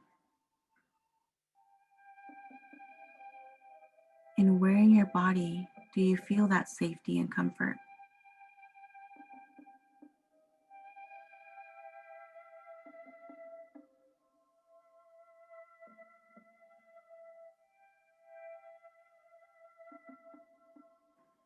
Begin to notice yourself in this place.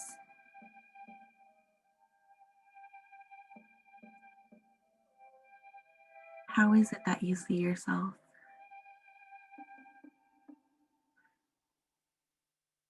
What is your age in this safe place? What are you wearing? What colors may pop to you?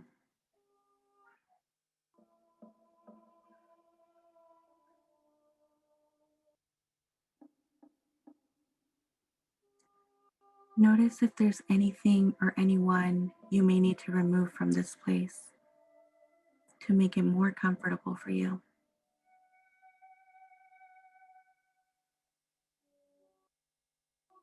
If so, do that now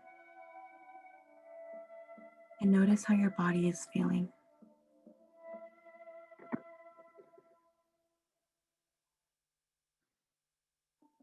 Begin to notice a shape or form slowly moving towards you or near you.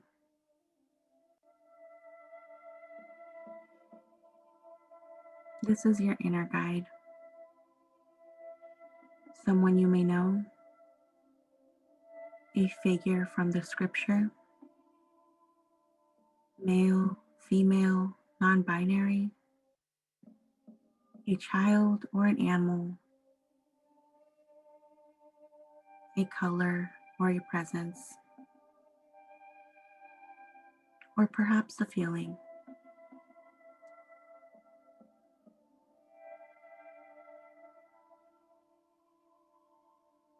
Accept whatever comes to you. Notice their age, how large or small they are.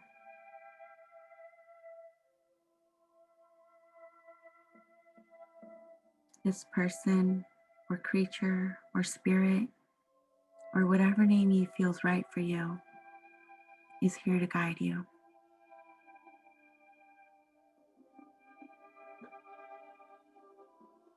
Greet this person or presence in whatever way feels appropriate to you.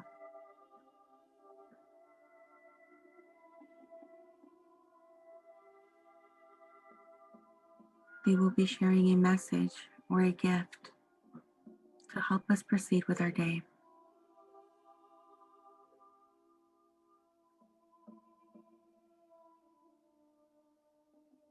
As you begin to have a conversation with your inner guide, I will prompt you with a few questions. You can stay in meditation or you can journal these questions.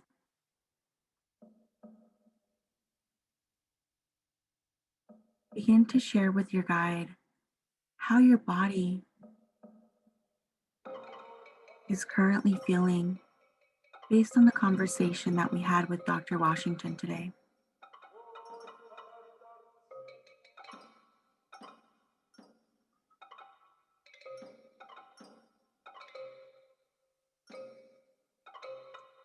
Were there any times that you may have felt triggered or noticed that your body was having a response?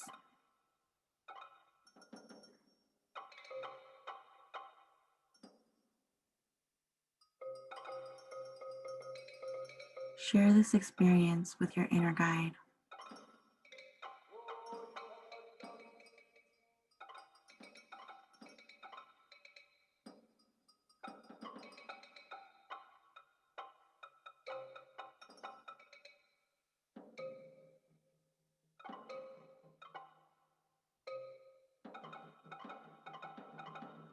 If at any point sharing this experience feels uncomfortable,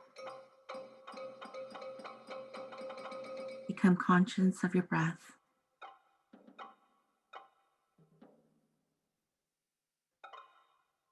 Breathe in and breathe out.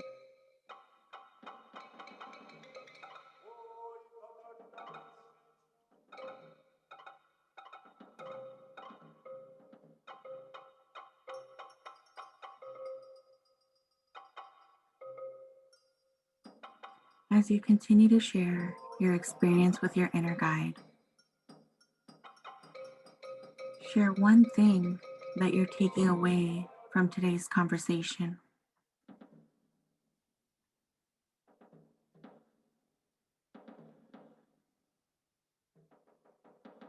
It could be a reflection, an action, or perhaps just sitting with all of this information.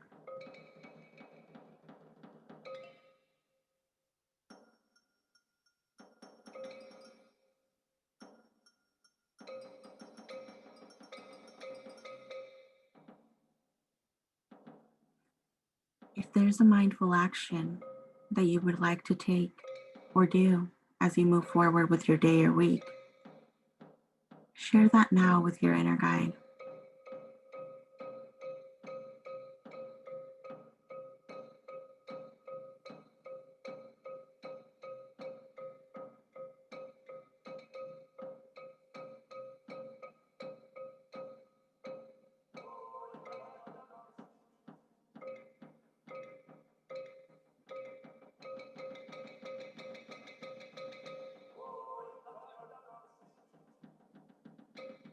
Now, I'd like for you to also share how you might integrate this knowledge into your personal life or your work life or in community.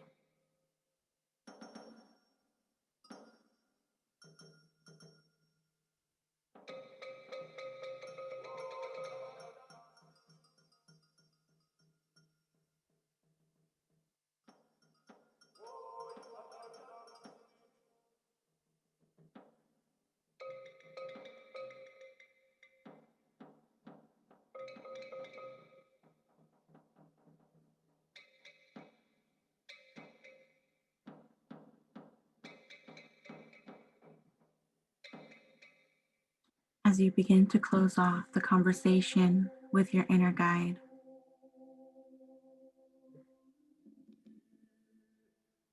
allow yourself to feel forgiveness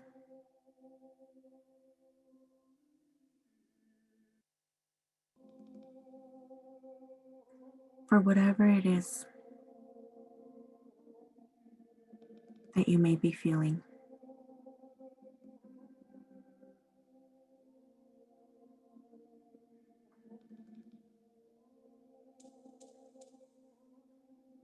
As we begin to close off our meditation, say goodbye to your inner guide in whatever way feels appropriate to you.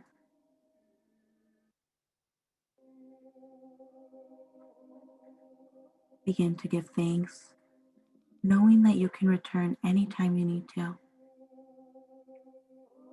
and begin to allow the image to fade.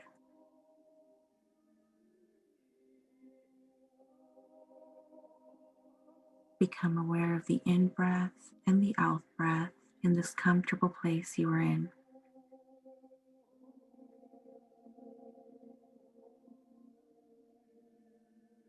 And notice where in your body you feel that comfort at this moment,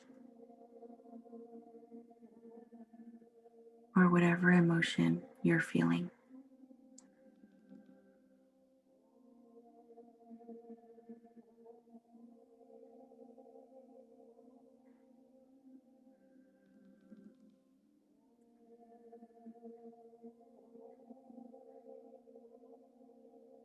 Now, in a moment, very gradually, become aware of your body against the chair or the floor or whatever it is that's holding you today.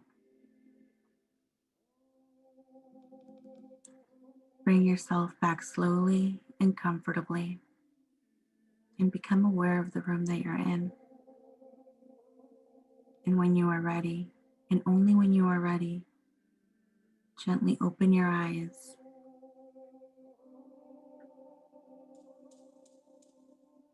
You may want to take note of one or two things that came through to you through this guided imagery.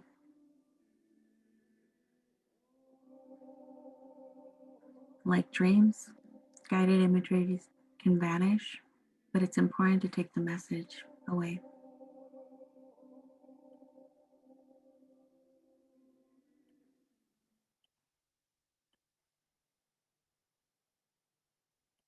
Thank you so much for participating in whatever way that felt comfortable for you, to participate and be present for yourself, and to also be mindful of where your body's response is right now. If usually when we do this in group, we have time to go around the room and share, but if you all would like to drop in whatever one or two words come to you of how is it that mindfully you are in this moment, feel free to drop them in the chat and share with the rest of us. And thank you for allowing me to share this exercise with you. Before we end, and I know that we're kind of coming close to ending, as you're moving into the next activity of the day, whether that be lunch or going to your families or possibly even another meeting, take some time to wiggle out, maybe play your favorite song, your favorite kind of music, move your body and whatever feels comfortable for you, and prepare your mind to go into a different space. So thank you so much for having me, and so appreciative of all the work that you all are doing. Thank you.